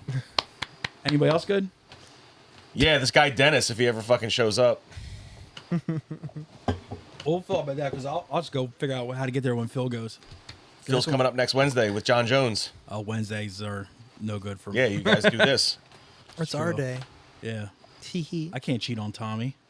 Mark, what are you up to, man? Chilling. That's what I Fair like enough. to hear. Just chilling. I'm right there with you, Chilling's sir. a very underrated thing. It's one of the best. Dude, I've ever since Ready for Halloween. Oh God damn it! you are a Halloween guy. I see that. I've been back at work since the summer, and chilling is the best thing Chilling's fucking By sick, far. dude. Where are you working? Chilling's tight. right now. The Army National Guard spot in Newcastle. Good gig. Yeah, it's great. We're building a fucking big ass facility. This is boring, but a big ass like training facility. Good job. Trains are sick. You're building a replica of the Dildozer from Idiocracy. Wow. Carl's Jr. Fuck you immediately. Oh my god. Yeah. Beef Supreme. Would you like to try an extra big ass taco with more molecules? That's what. I'm sorry. That's my autism coming out. Of Oh, Michael, do you have anything to plug? Sunburster LP coming soon, man. We're on the tail end of recording. Just got to get some guest vocal spots filled in. oh, Got you're on to the tail. do some reamps. Got to mix and master. Looking for late winter, early spring release. Soon enough. On Knife hits. Yeah, boy. Shout out to the fucking bowl, Mr. Mike McGinnis. That I hate Gacho. Yeah. Oh, tell us about that. that was You We had a- guys were Yeah, great give us, there. give us a Man. show download. We had a great fucking time, man. That was a great night. How was the response to you? I guys? saw about 1 million pictures from it. We went over really well. I was shocked room at was how packed. yeah. Why are you shocked? The room was Yeah. packed by the time we went Fucking on. artists, dude. Right? Well, it's like we figured like, all right, we're gonna open. It's gonna be the typical opening slot where like people are filing in like No. as we're halfway through our set. They're hearing the band from outside, like, oh, okay, time to go in, like that kind of situation. But the room was full by the time we were done sound checking. So The last like 3 Johnny Brenda shows I've been to have been like this. yeah, they're very like high and tight with like their times. So Remember the Miasmatic Necrosis show? the Yes. room was full by the Full. time we hit the first song, and it went over splendidly. Oh yeah. Played a couple new songs. They went over the best. Shout out to Bino, Eric Benitez, filling in on bass. He killed it. Yeah, 2 practices, and he fucking got the whole fucking set down like airtight. I don't understand how you thought you would do bad on an I Hate God show. Yeah, You that's- never know, man. Those are your people. That's You never like your- know. that's like your yeah, but pocket. it's also our first show in a year. We thought maybe like we weren't gonna be sharp, but we were. We were airtight. That's good. Sounded good. The sound in there was fucking impeccable. I love that venue. Yeah, it's a good venue. You can see everything in there. It's, Yes. How bad did it smell? I think I told you this. I was super disappointed we walked into I Hate God's green room just to like say what's up. Yeah. And they were just like chilling there. Like they had like their whole like rider with like they had like this whole spread of like chicken cutlets and like, Oh, sick. yeah, like their food spread was delicious looking and it smelled amazing. And they were just chilling in there like drinking White Claws. Oh, I love that. I'm like, damn, I don't believe in nothing anymore, man. Wow. Like the I Hate God green room, like the worst activity that I'm witnessing is you guys like pounding fucking white girl seltzers. And eating food with lots of protein in it. Yeah. What the fuck is this? I don't think I ever. Longevity, man. My whole life's been a fucking Longevity. lie. I don't think I ever want to get to like the point where like my band is like my job and is like the great like all that shit. But I would love to get to the point where I get a chicken cutlet every time I walk into a venue. That is such a sick flex. Those cutlets smelled fucking banging too, man. I would take that any day. Right? Yeah. Like, yo, 5 people are watching you. Yeah, is the chicken cutlet still back there? Like, I'm cool. Yeah. Yeah, X-Quarter was fucking killer. I Hate God set was killer. Over the whole night was an A+. Did X-Order's headline? They're No, middle. Yo, X-Order was Dir- sick direct shit, support. too. I never got into them. Slaughter in the Vatican is that So, work. that's- Check it out. That's the Slaughter record. and Give it the to him for Law. homework. I like both of those. Yeah, they're records. both good. A singer from It's X-Order Pantera was minus watching. the racism. He was Yeah. watching you guys the whole time, too. Yeah, the He's pretty psyched on the it. frontman dude was fucking cool as shit to us. Yeah. I didn't realize that was like his 17-year-old daughter doing merch Doing for him merch, too. yeah. Yeah. Nice. That's one of my favorite things is like when you play with like a band that you have some sort of respect for. It's not like if the show's any good, but if like one of the guys from that band watches you, even if they give you some like really like, hey, great set, even though like it could be just total bullshit, you're just kind of like, yes. No, he was like, Nah, he was fucking vibing, He was man. genuine. He was vibing. genuine. That rips, He like dude. he watched our whole set and like chilled with us afterwards and like Nice. talked to us and it was a great time, man. Because all the bands I've been in, like we play with some really big bands, and like the people from that band, because you can see who's in front of you. None of them are there. And then at the end, like, yo, that set was sick, dude. You guys are great. I'm like, you weren't there. Like, but when they are there and they're up front, and they're just like fucking rocking it. They're like, dude, this rips, dude. But yeah, that's few and far between. For Yeah. I've ever done. It was a cool night. Top tier night as Yeah, a patron. It was a top tier night. yeah. Nice. The only flex I have is that we fucking were loved by the guitar player from Mortician, and that just fucking. Yo, That's kind of dope, though. I would rest. Yeah, that's nothing. That's a flex right there. I would rest all of my laurels on that. Shout out to Gutter for making that happen. That was fucking a great. Shout night, out was a dude. good to show. Gutter, dude. It was a great show. I ate a worm that night. Ate a what? Okay. Worm? Like In a bottle? Did somebody get you Nah, out of a lake? A gummy worm? No, real worm. Like a We played. It was trolley? It was Mortician, Please. Please. Sick. us, No Reason to Live, Outer Heaven, and there was one more band who I can't remember. Great show. Torturous Inception. Yes. And Outer Heaven had the merch setup was like, if you eat a worm, free merch. You scumbag. Oh, sure. So I was like, I just threw it back and Sure. just. Why not? And I got, even though they didn't have my size, I got shirts for everybody I went with. So It's a team player. right Matt, there. his ex-wife, and whoever else, I'm like, yeah, you got a free fucking T-shirt that day. You're welcome. Next shirt, tell them to print your size. Right? I think fucking Outer Heaven. And none of you are listening to this, but you owe me a 4X. Oh, shout out to Austin's having a second kid. Good for him. Congrats. Austin's a very nice man. I like Austin a lot. Austin's man. Is Paul still in the band? Paul's a very nice guy. The drummer. Yes. He was in that really bad Pennsylvania band. God damn, he's a good fucking drummer. What's your band? Oh, fuck. Bench press. I was thinking of Wrath and Ruin. I thought you were gonna say When Man Meets His Maker. Bench Press was a great band. That's They a- just had an unfortunate name. I don't think so. I thought The Man it was- Meets I thought Maker it was wasn't very fitting. good at all. I feel like they missed on a lot of Or the opportunities. Paul drummer, though. Because no one wanted to fuck with their Was name. Paul drumming for that band? There was a Paul. I don't know. I know that Ethan is in, well, whatever Gloves Off is called now. Gloves on. Gloves Off. All right, that would have been funny if it wasn't you doing it for yourself. Gloves Optional. It should be the new Gloves Off that's name. better. That's a good name. Love Glove. Or just Gloves? Power Glove. Yeah. Power Glove is a band already. It's also a shitty product. Got any We, games? we were just talking about the Power Glove off Or was it on pod? I don't remember. off wanna- the pod. Is that Nintendo Power Glove? Yeah. Yeah. We're talking about how shitty all the Nintendo accessories were, like first generation. Fucking terrible. How do you feel about the gun? The duck hunt gun? The gun was the only thing that worked. Yeah. I didn't have the glove. I didn't use the glove ever. It took me like months to realize you needed to plug the gun into the player 2 Yeah. jack and not player 1. Like, Do you remember none of these guns work. Do you remember the power pad? Was that for like the track and field game? I had that game. It was a rollout mat, and you was like, it was pretty much only be able to use it for the track and field game, and you pretty much had the run. I'm like, look, World class track meet. and it's like, look, if I wanted to run, That's what it's I called. wouldn't be a guy who played video games. I'm a guy who wants to be inside, not running. That's why I'm playing Nintendo. I learned how to cheat the game. Get on the floor and just mack with your hands. Yeah. I did it on the couch. I sat Yo, down. what did you use the power glove for? My Jerking off. Beating off. fingering my debt. Fingering my debt. No, but you can use it for punch out. It was for Punch Out. You could use it. Yes, Wow. Really? but it I didn't know wasn't that good. Like it wasn't as responsive as you wanted it to be. Wow. So like half the punches you threw were just didn't. That's the thing. There was register. such a delay on Yeah. your punches. Yes. It's like, oh, I'm gonna get knocked out before like my first punch Yeah. gets thrown. What are you gonna do? Yeah.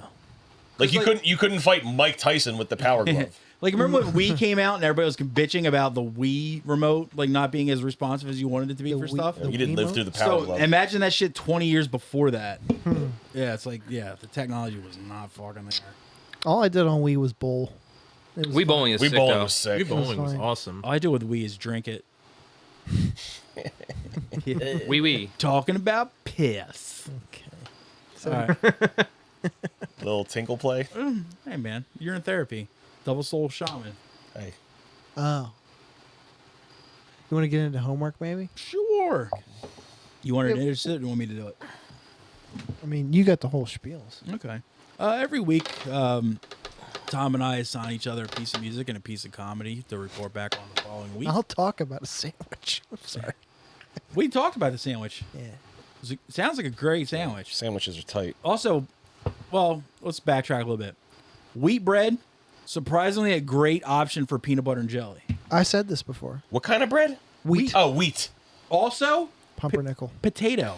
Not a bad option Yo, for PB and J. Have you ever done hard roll? Absolutely. hard roll what? PB and J? Yep.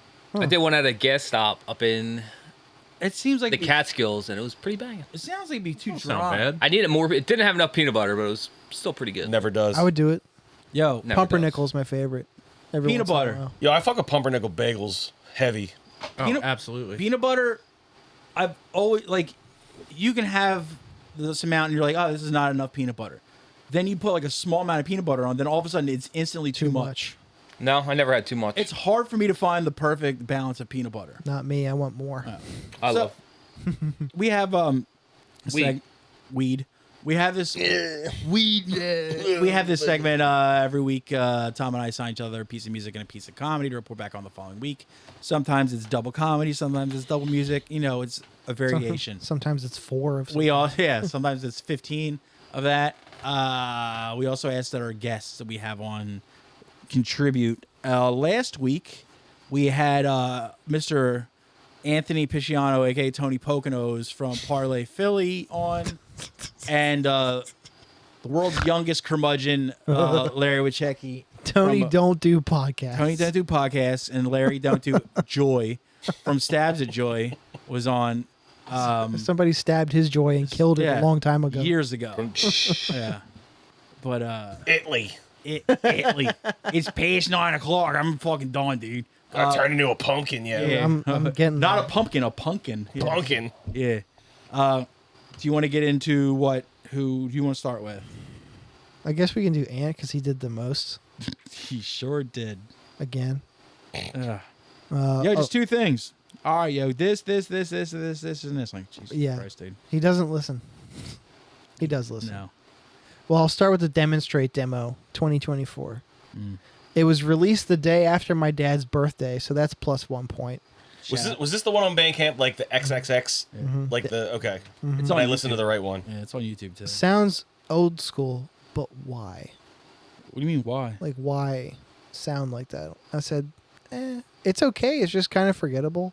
I don't know anything about this band. I don't know if it's someone's first ever band, first ever foray into hardcore. I guess, like, keep it up. But it's like, it's good. I liked it. It's like 5 out of 10. It's pretty good for Anybody else? a demo. Yeah, so I suppose. this is going to go hand in hand with another review for another record that we'll talk about later. If your recording is going to sound like dog shit, you better be really fucking pissed off, and your songs better be hard as hell, and your vocals better be like a kick in the dick. And they hit all those marks. It reminds me of like the old like Painkiller Records, like straight edge stuff, where it's like extra pissed off, and it doesn't need to be the best sound quality for it to like prove the point. Yeah. So, like, it's good, and, like, to your point, it's, like, nothing new, but it's not cool. It's not hard though to make a demo sound better than that. No, That's but why- there's a time and a place where you can be, like, super shitty sound quality, and, like, it's super shitty sound quality, and it's, like, not necessary, but, like, it doesn't take away from, like, the hardness Yeah. of the songs. So, yeah, you lost a couple points, but not a lot. Like, I would still give it, like, a 6. I actually saw this band recently with Shark Attack. Yeah, that's where And, Anthony saw them. Yeah. Demo's really cool. Definitely like that Painkiller sound. Those dudes are definitely know what they're doing. It's the dudes from like Dark Thoughts and Dan White. Oh, I think the demo's a little too dirty for me, but it's cool. I'd give it know- like a 6 out of 10. I know Dan well. He's been in a lot of bands. It's good. Phil, did you listen? Yeah, I listened to it. Probably wouldn't listen again. It was 4 out of 10. Recording quality kind of bugged me, and just heard it before, you know. See, that shit... And that's not always a bad thing. That but shit it was normally like, bugs me, eh, like, if the music is also boring. yeah. Like, if you bring nothing interesting to the table and your recording is also dog shit, then you're losing the battle on all fronts. I bring It's nothing. definitely a rough demo. I'm kind of interested what they do next, though. Yeah. Yeah, I would listen to it, whatever it is. Well, Well, I just loads wrote, up contrarian canon. Well, I thought it was a pretty rager of a demo. It's very angry, no frills, no corniness, no tacked on mosh parts, just fast hardcore punk. It's the best kind of hardcore punk. On Your Radar was the standout track. I will be waiting for more from this band. I gave it a 7 out of 10. I enjoyed it quite a lot. I liked On Your Radar also. Yeah, it's a very good song. They were sick live, I'll say that. The whole recording thing, I think most times is due to the fact that I'm not an actual musician, just a front man. So I think maybe I can overlook that shit better than most people. But yeah, I fucking enjoyed it quite a bit. Especially for a Philly band. Not many Philly bands are really doing that sound. Not many Philly bands stand out anymore. And this one, I was like, oh, this is really cool. I like it. And from what Anthony told me, they're very young. So like a very young group of people. They're not very young. No? Okay. He thinks everybody is young. Well, even if Anthony's they're- like 56, so you know that makes sense. in his mind, maybe. Yeah. They're like 37. They're between 32 and 37. So, so young to Anthony. Younger. Dude, I'm old and I think that's still old. He would say 41 is young. Yeah. I wouldn't. Anthony's is a curmudgeon, dude. Shout out It's to that, that Tony, Larry rubbing off Tony on him. Poconos. I know, right? Quit hanging out with that Pollock, dude. And you. let's get into what I almost missed was an assignment, but you corrected it. Was me puppets, me puppets Okay. too. I said I could see someone not well versed, like in music, could mistake this for bad music. Like if you don't realize what you're listening to, like you could be like, "This is stupid." But the second song already being an instrumental was kind of a wild move. I've heard Aurora Borealis 100 times and I didn't realize where. And of course, Ant said like Ant said, I recognized Lake of Fire that Nirvana had covered. And sometimes you can't tell if they're in the groove or just like goofing around. But I listened to this while I was grocery shopping and I enjoyed it. 6.5.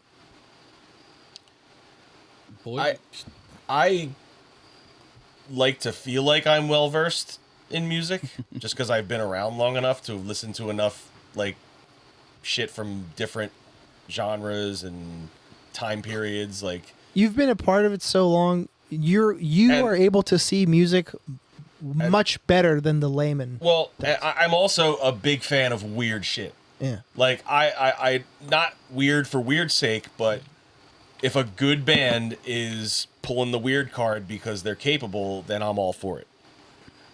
The Meat Puppets have just always been one of those bands I keep revisiting every couple of years. Like I'm thinking I missed something. Mm-hmm. Like maybe just like time and place type situation. Like maybe just it'll come around this time, and it never does. Like it's personally, this band just never hit for me. And even to this day, like with this homework assignment, like I tried like sitting down with this record, and I just 2 out of 10. I One of those bands that just doesn't hit. I put this on. They're like one of those bands where it's like kind of intimidating to look at their catalog. You're just like, I don't know if I should like get into them. They have a crazy catalog or something? Oh yeah. Yeah. They got a lot of records. They're just got- And like I did listen to this record. There's a lot of cool songs on it. Obviously, like the Nirvana cover songs that they did on Unplugged were really good. It's just like the joke songs I can't get into. It's the cowpunk. I'm not really a cowpunk guy. Yeah. I'd give it like a 7 out of 10. It's a pretty good number, though. Phil? It's listenable. I know where that stupid band W.E.N. gets their fucking weirdness fucking influence from. They've been a band for Absolutely. too long. They need to break up. I think Ween's the only fault of Ween is Ween. I don't think any band should have to eat shit for what.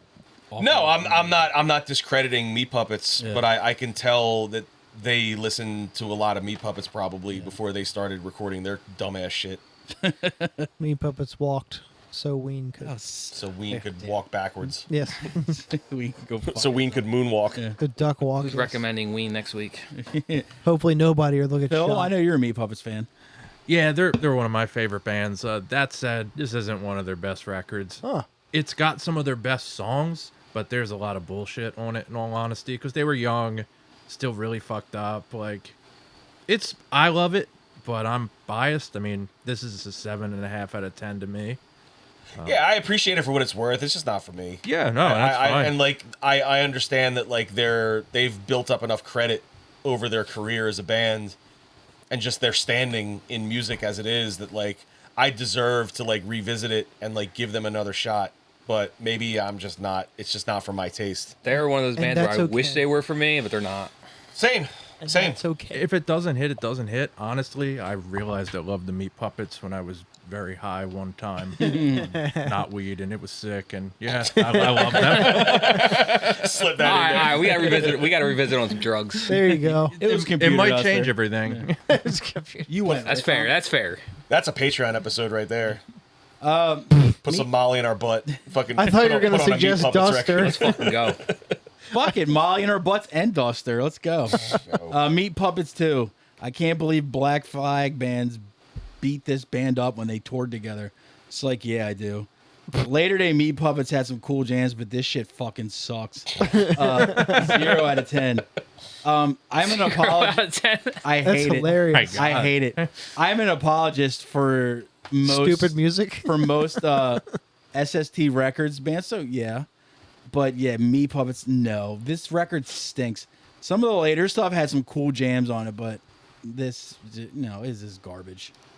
Black Flag beat them up. No, they went on tour with Black Flag, and every night of the tour, like pretty much, Meat Puppets would get beat up by the crowd. Oh, by the crowd. Yeah. So yeah. Didn't Black Flag also get beat up a lot by Yeah. like just shitty Yeah. fucking punks? But that was one of those bands, kind of like, you know how like we equate it to like Slayer. Every time Slayer would play, their openers would just get booed off stage with like chants of Slayer. That kind of happened with Black Flag in the 80s where like they would bring a band on tour like Minutemen or Meat Puppets, and the punk rockers would just beat the living fuck out of these like long hairs while they were playing, and just Well, I don't like that. I don't like it either, but this time I'm like, checks out. Yeah, I get it. He also brought us another SST throwback, Husker Du, Zen Arcade. I'll start. Oh, don't break my heart. I'll start. I know it's sacrilege, but I don't care how many bands that I look up to like this band, or how many of my peers swear by this. But this is audio Husker Du. You like that what I did there? I did. Boring riffs, flat drum sounds makes me Husker doze off. Another 0 out of 10.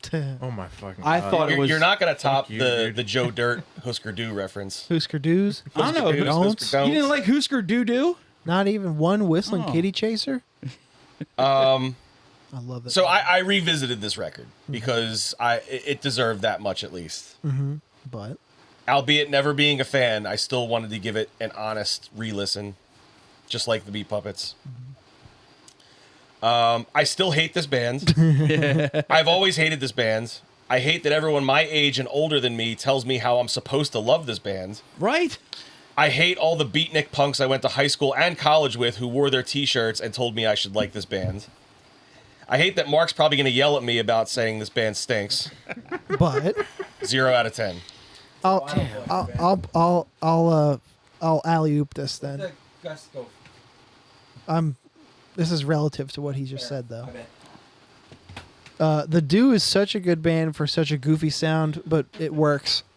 What the Do made me actually like it. What the fuck?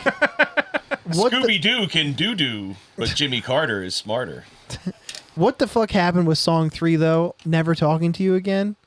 Mr. Do, your weirdo is showing. As a fan of the Do, good songs are good, but the annoying ones are too fucking annoying. Like, I'm a fan of Candy Apple Gray because there's actual songs on that record. But on this record, there's a lot of songs that are just fucking nonsense. I love how they sound, but like I love Husker Du's like sound as a whole, but this record is just not it. I mean, I did not like it. 3 out of 10. I'll just listen to Dag Nasty. I don't like that either. All right, my turn. I'll be honest, I didn't really get this band when I discovered them when I was a teenager. It eventually clicked in my 20s. It's pretty mind-blowing that a band from the Midwest in 1984 released a double LP that is pretty good. This is really, really long, and they probably could have trimmed some fat. I'm not going to complain on that. Normally, a punk band that does a double LP just does not work out. It was fucking But this is 40 years old. It's testament to how good it is that it's still influential that it is. I would say like 8 out of 10. That's what I said. Like almost every band that I'm like a stand for talks about how great Husker Du is. So that's one of the reasons I checked them out initially. I was like, oh, all the bands I like love Husker Du. I should love this. And I'm just like, I don't get it. I don't get everything got they it. do, but I do like this record. Again, I appreciate the first wave of like American hardcore. I appreciate like the innovation that came with like the first wave of like quote unquote post hardcore from that era. Post punk or whatever. Post punk, whatever you want to call it.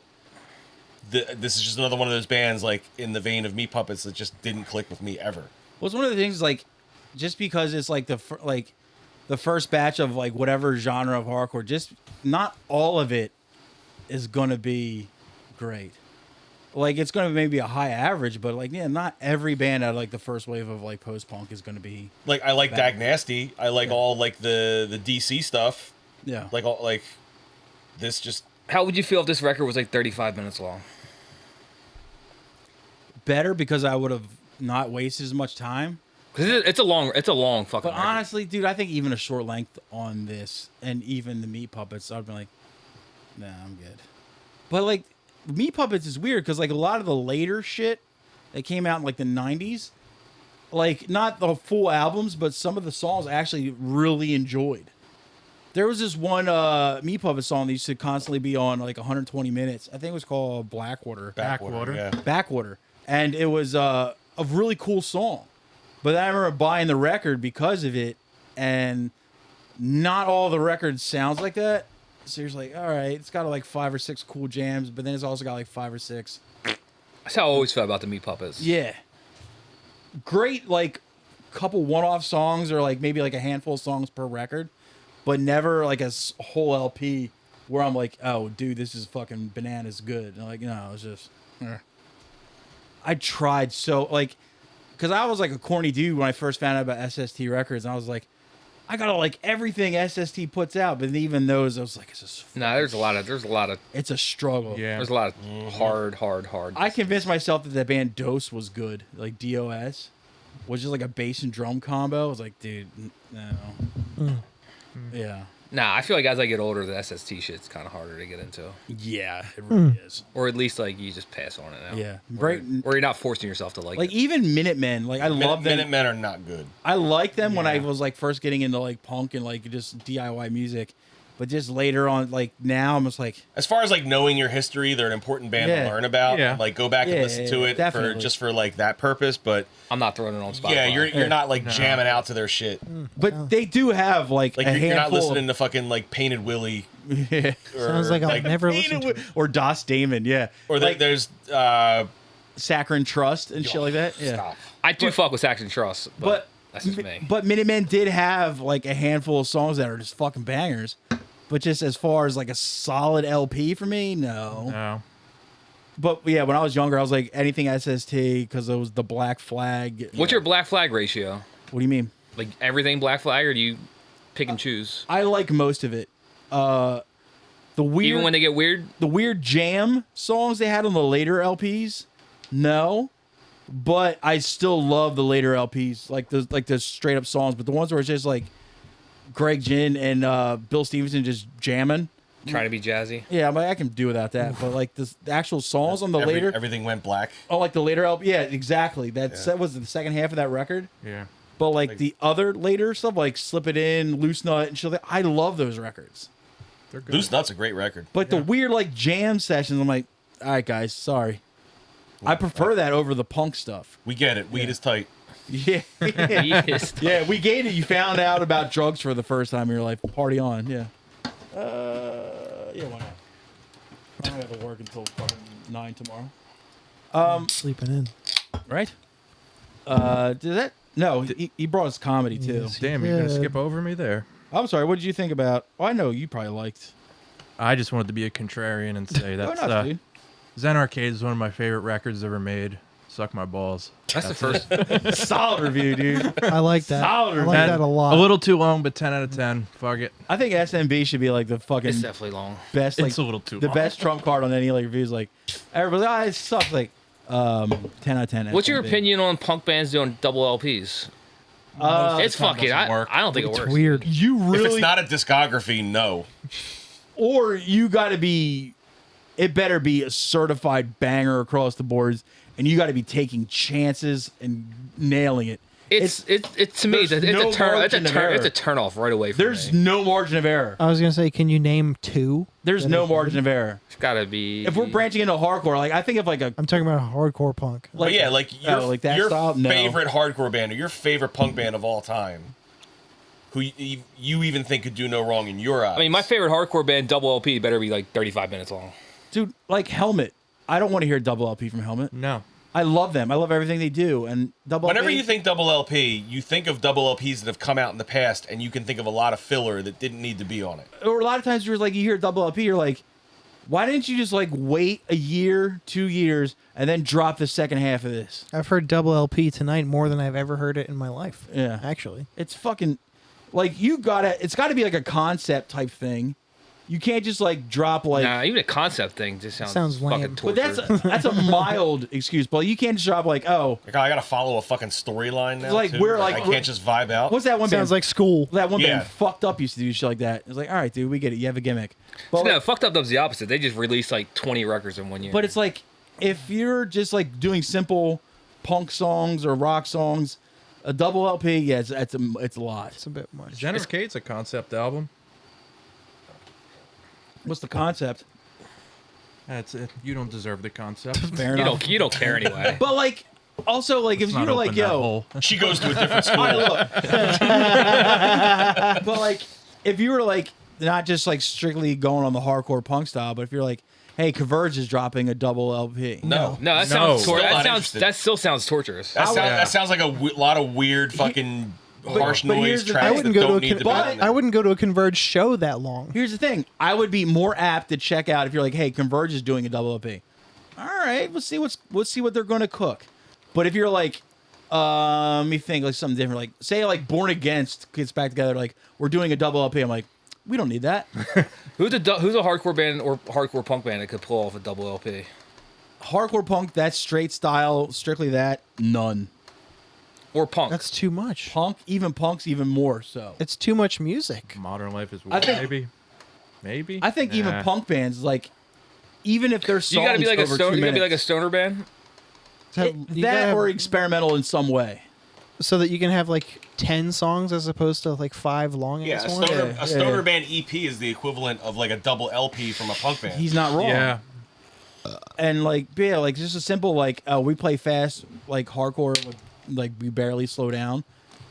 Double LP. Is I don't want to listen to any one Yeah. thing that long. I disagree on that, but straight up hardcore punk. You know what? Yeah. The Conscious Unconscious Mind Eraser double LP. Is that a double No. LP? It was, wasn't it? No, it's one short song, one long song. Yeah, but it was a double LP, wasn't it? I think it's just. I think it was a LP. double 10-inch though. No, no. the copy I have is a 12. I have a 12-inch. It's just a single sided. It's just a single side. Okay, Yeah. all right. I thought it was 2. That kind of falls in that same gimmick as like Sleep when they had like a 1-song LP. They did that just to fucking like fuck over the record. Yeah, but label. even like another band doing that, just like you're just doing that to say you did that. You're not doing that because. But you also can't just write a fucking 56-minute long song. No, and put because it on like one that's side like LP. the writing session would have to be like you still have to like take breaks in the writing session and like even like recording probably you took a couple like breaks to like stretch But like your arms. Godspeed You Black Emperor, they write fucking Yeah, yeah, but I- pretty those, long songs. it's like when you're just like doing it to do it. It's like all right, that's corny. you can legit get lost in those Godspeed You Black Emperor songs. That is the worst band name I've ever heard in my life. It is a very bad band. Yeah, band name stinks. It never like annoyed me, but it's probably not a great band name. Yeah. It's I mean, I never cared much I mean, about the band name just because their music was great. you don't forget the name. you can't. People fucking swear they're good. It's not when your band's name's like Shoes or like we Oh, shoes and ween. Shoes dropped the double LP. Let's go. Yeah. But like, Shock. You should definitely start the band called Shoes. yeah, it's true. That's your new band, Phil. Sick. Shoes. Fuck up with shoes. Yeah. I had to beat them to death with their own shoes. Do you want to do his comedy first? Yes. Because Larry only gave us one record. So. Yes. Let's go into Which comedy special did he do?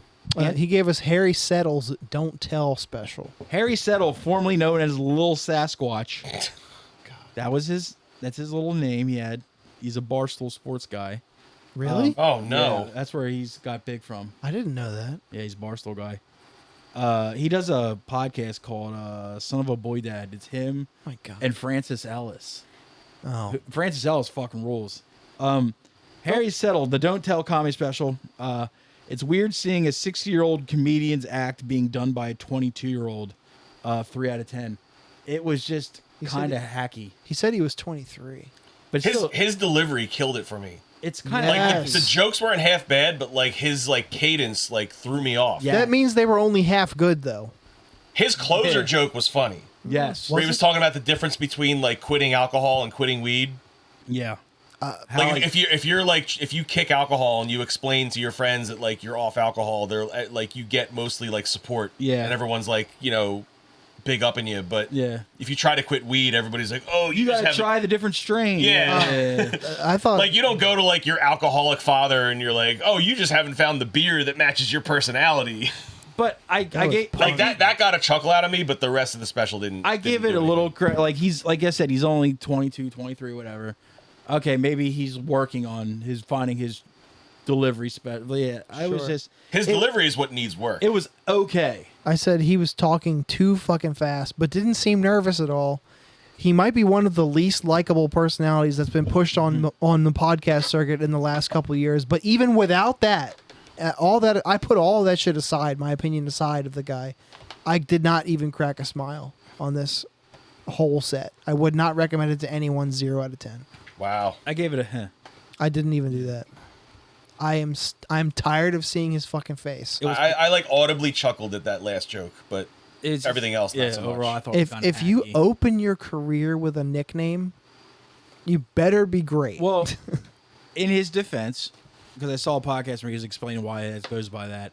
When he got hired by Barstool, they pretty much everything they could like talk about him joining like the Barstool team, whatever. They went by his like online handle, which I think was honestly a gamer tag, like I was talking about earlier. Yeah, come full circle. Yeah, and so like now he's like trying to like look like I'm trying to make my name for myself as a straight up stand up, not just the guy who made funny videos. So now I'm trying to go by my real name. Oh, was Lil Sasquatch his gamer tag or something? Yes. Oh. So now he's like trying to actually be legit. So he's going by His his name. Christian name. Well, if he gets better, then great. Yeah. That's why I kind of give him a little leeway because he's so young and. When he said he was 23, I was like, he's only fucking 23? We got this much longer, this fucking guy? He started doing shit at like fucking 18, 19. I guess so. But anybody else listen to that shit? I did not. Nope. Fair enough. You didn't miss much. How about what Larry gave us? Mr. Grumpy Pants gave us a record by the band Omegas, Blast of Lunacy. Also another band name that fucking sucks. We'll pick something and pluralize it, and that'll be our band name. But The Beatles did it. yeah, but that was the 1960s. You shouldn't be doing that shit in like, current day. Omegas, Blast of Lunacy. This band smokes cigarettes. This band spills shit on carpets and doesn't tell anyone. This band might even shoplift.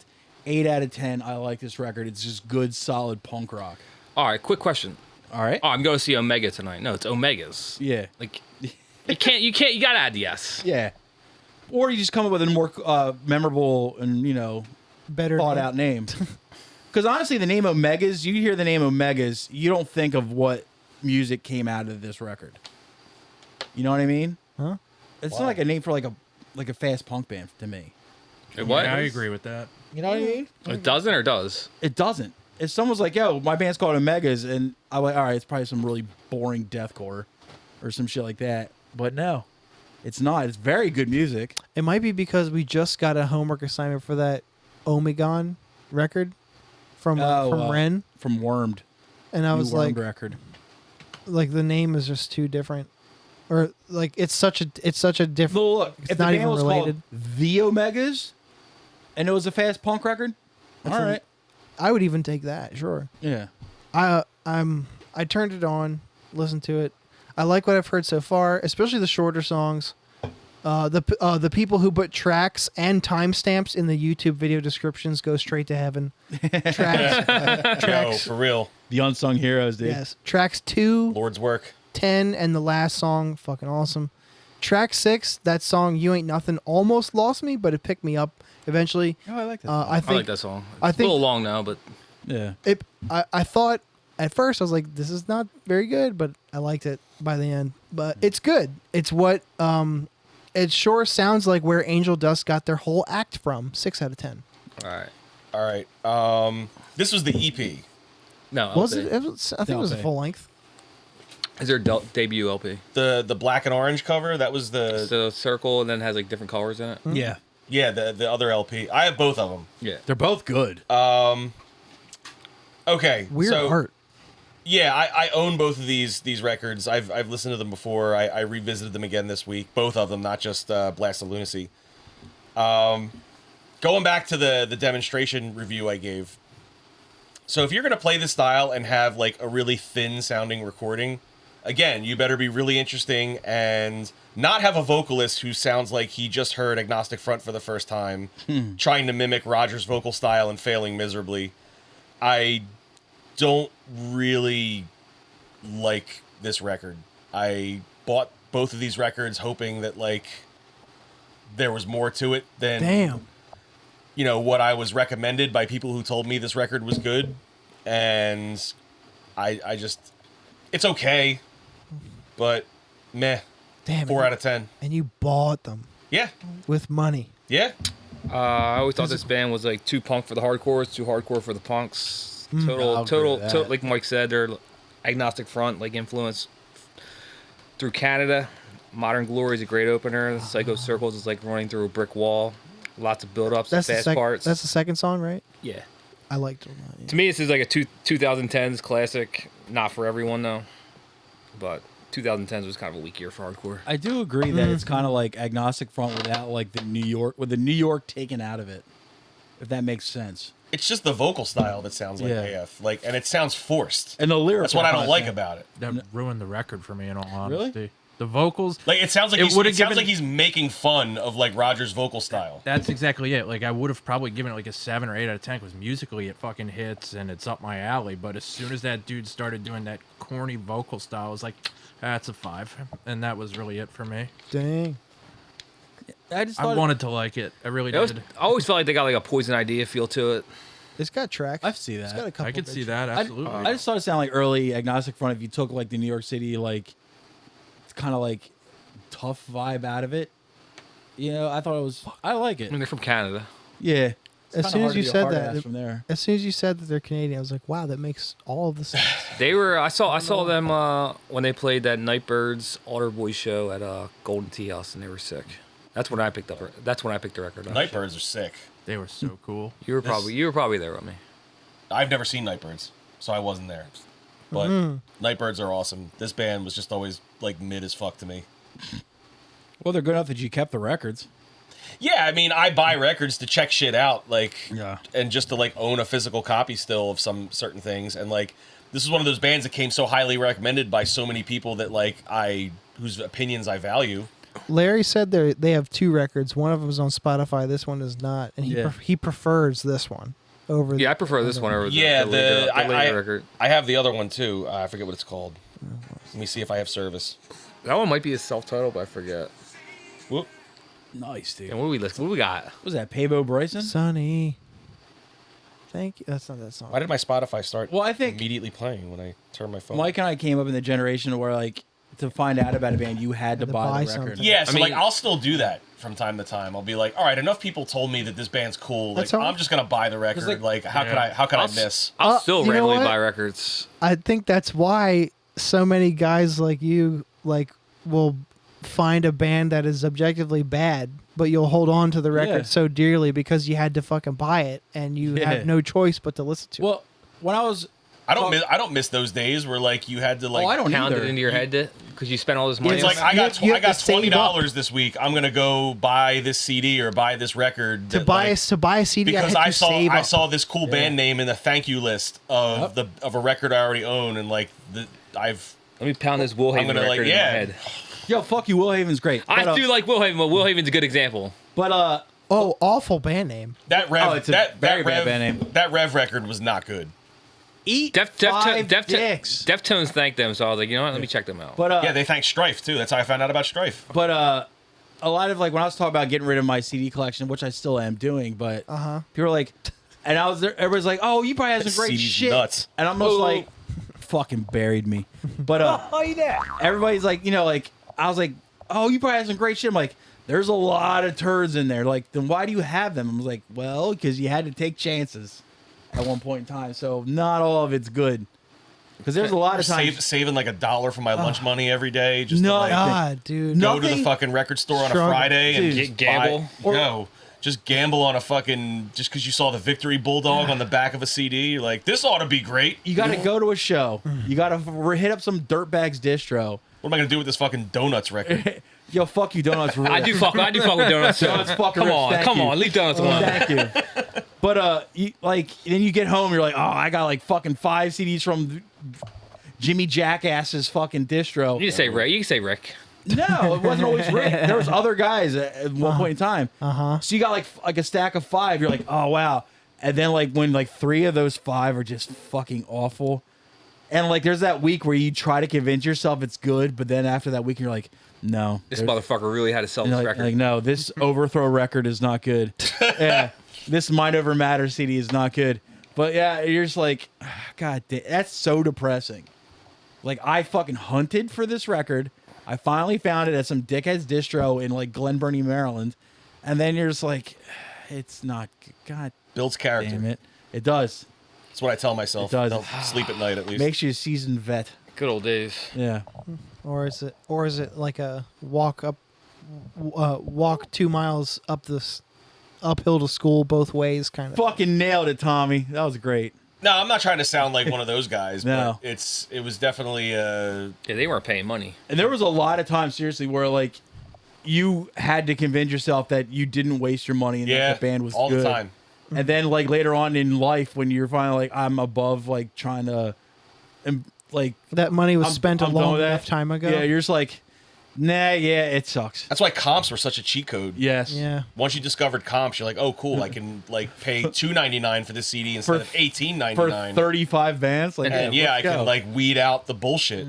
Oh, And speaking of comps, You want That was a great segue. I meant to do that. do you want to get into what I brought, or do you want me to start? I will, What because you that brought. was such a good segue. I can't possibly put it down. Fair enough, dude. You gave me Gold bars is what he gave you. not just a record, but a comp. Yeah. The Call for Unity compilation, The comp. number 2. Did you do one first or no? No, just No, two. just 2. Skip right to 2. One wasn't available on Spotify. I'll say I looked for one. I didn't find it. That's why I went with 2, because I figured he's more of a Spotify guy, so that would be more. This is the T2. Three's definitely a dud. This is the Oh, T2 absolutely. Judgment Day of comps. 1 and 2 were great. The ones Really? after that, yeah. Wow. I like 1, but this is Three you can play. Is it Euro?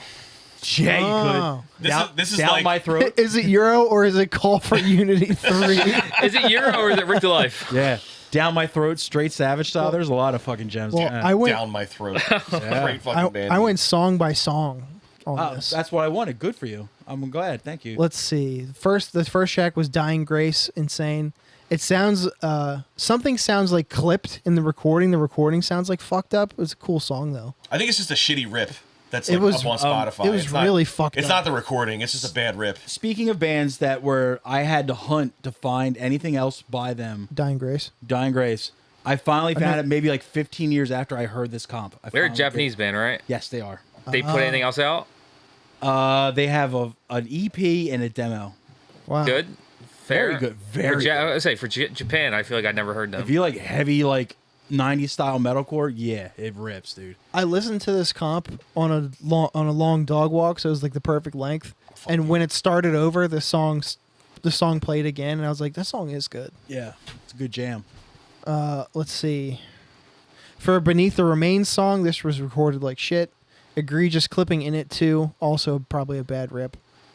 Fucked up going. It fucked up going into the Irate song, but it was okay. And That's a hard name to live up to, by the You way. didn't like the Beneath the Remains fucking out song? I think that's a hard name to live up to. That's a band rips. I love that. It I is wasn't- good, but I was like, why does this it- sound like It shit? didn't do much for me. I didn't listen to it on Spotify, so I didn't check out like maybe it's a bad rip to Spotify. I It don't definitely is. know. And Okay. then Where are they from? Upstate New York, I thought so. same area as All Out War. Yeah, they've always been like around. Yeah. Their name is always thrown around. I love that band. I Quest of said- Lost Souls is a good record. And then I said, "Damn, Come Incorrect wasn't good either." No, yeah, that's just yeah, of course. Yo, he does that right into 25 to Life. Yes, he Yeah, did. Yeah, the worst what? 25 to Life song too. Yeeping it real Keeping it real. for my. hate- bleh. I hate Jesus that fucking song Christ! I so hate much. Rick to Life. It's so boring. It would also be. Were they putting out good shit at that point or no? 25? Yeah. Yeah. This It- is prime 25. Not to be a stickler, So at but the end of 94, 95 was prime. Yeah, this was when This they. is, not, still- this is 97. This This is is like when they- right before Strength EP. yeah.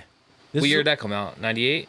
This was 96? This, All right, around this is the time, 97. This is 97. It's around the time the Keeping It Real EP came out, when he still had like OG members of the band still in it.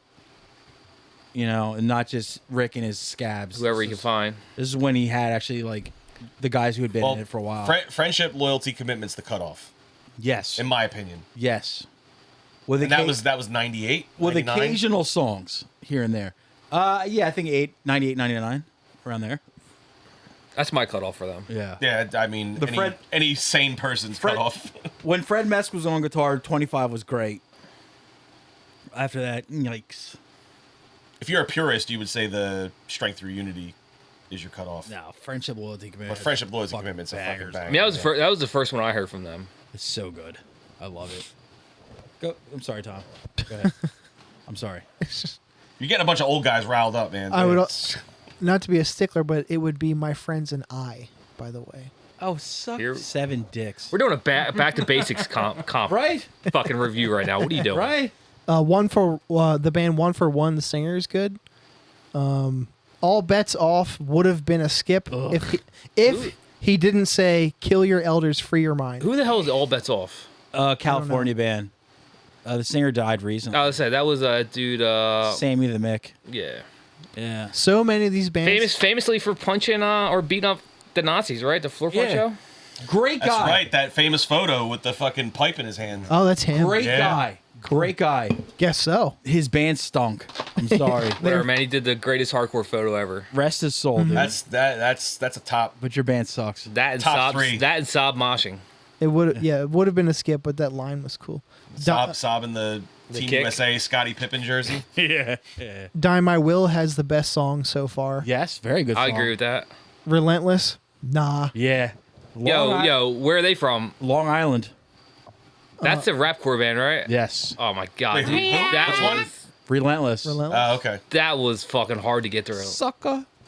I never heard of Inner Dam before. They're not worse than 4 in the Interdam's chamber. very good too. They're a New York band, right? Interdam's also a Long Island band. Long Island. I never Interdam's heard, upstate, yeah. also never heard of them before, but it's also one of the better songs I've Yeah, heard. Interdam's so good. far. My Body, My Blood, Die at 25 to Life. Do you know where they're from? Yo, they're- Delaware. They're from here. That's right? dude They're a Marc, Delaware right? band. Yeah, it's Mark's band. How's he not done another band? He has. He's done tons. No, he did. He can't stop doing bands. He did Leeway, right? He was in Leeway. Common Correct. He was in Common Correct. I'm thinking of a different one. And then he did a band called He Burning. did his solo shit too, right? Yeah, he also did a band called Burning Thousands. That was kind of I like know Wow. I know that name. All right, that one I should check out. they then. played with They Delaware band or they played with Dead and Buried a lot. Yeah, I remember seeing Dead and Buried with them a lot. they're Delaware or are they Yeah, Jersey or they're all yeah. it was that Common Correct Delaware lineup without Rick. You opened this can of worms, dude. No, I didn't. He did. Mark sang instead of playing guitar, but he had other guys. But it was Where can I find this at? Not Spotify, I'm assuming. yeah, I don't know where to fucking find it. Probably But back at the 25 he wanted to Life be store. like, we really like Into Another, but it sounds like Thursday. Sounds like an awful place. It sounds like Thursday. But yeah, we played a lot with them. Dead and Buried did. Who's the band that he did on this? My Blood, My Will, or My Body, My Blood. My Body, My Blood? They do more shit. They had I actually like this song. they had like 3 demos. This is like one of the few saving grace songs for me on this record. They had 3 demo tapes, but they never left Delaware really, so it didn't really help. He was in Heart Response before My Body, My Blood. Oh, I remember them. Yeah, They were big for a minute. they were bad. They played a lot. I mean, They did. Yes. I'm sorry, Thomas. If Rikers can be recorded this well, why not everyone else? Yo, the bass on that Yo. track. at Riker's intro. It's fucking solid. Dude, that's Europe in the 90s. Somehow in Europe, European hardcore had these impeccable recordings, but the content was hit or miss. For some reason, like the most like basic, I want our bass to sound like that now. but like even like the most like this is our first recording ever. Somehow in Europe, it sounded amazing, That's how I feel about Mortician. Why can't my bass sound like that? right? Just like That Riker's track was sick.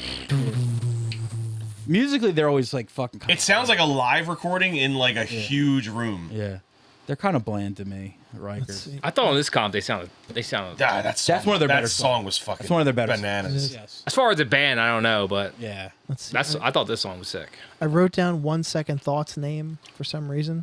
They're, No notes. Just They're wrote good. It down. They're Not a heavy as Euro fuck. band. Nah, they're from New York City. Never even heard of them. Maybe Queens.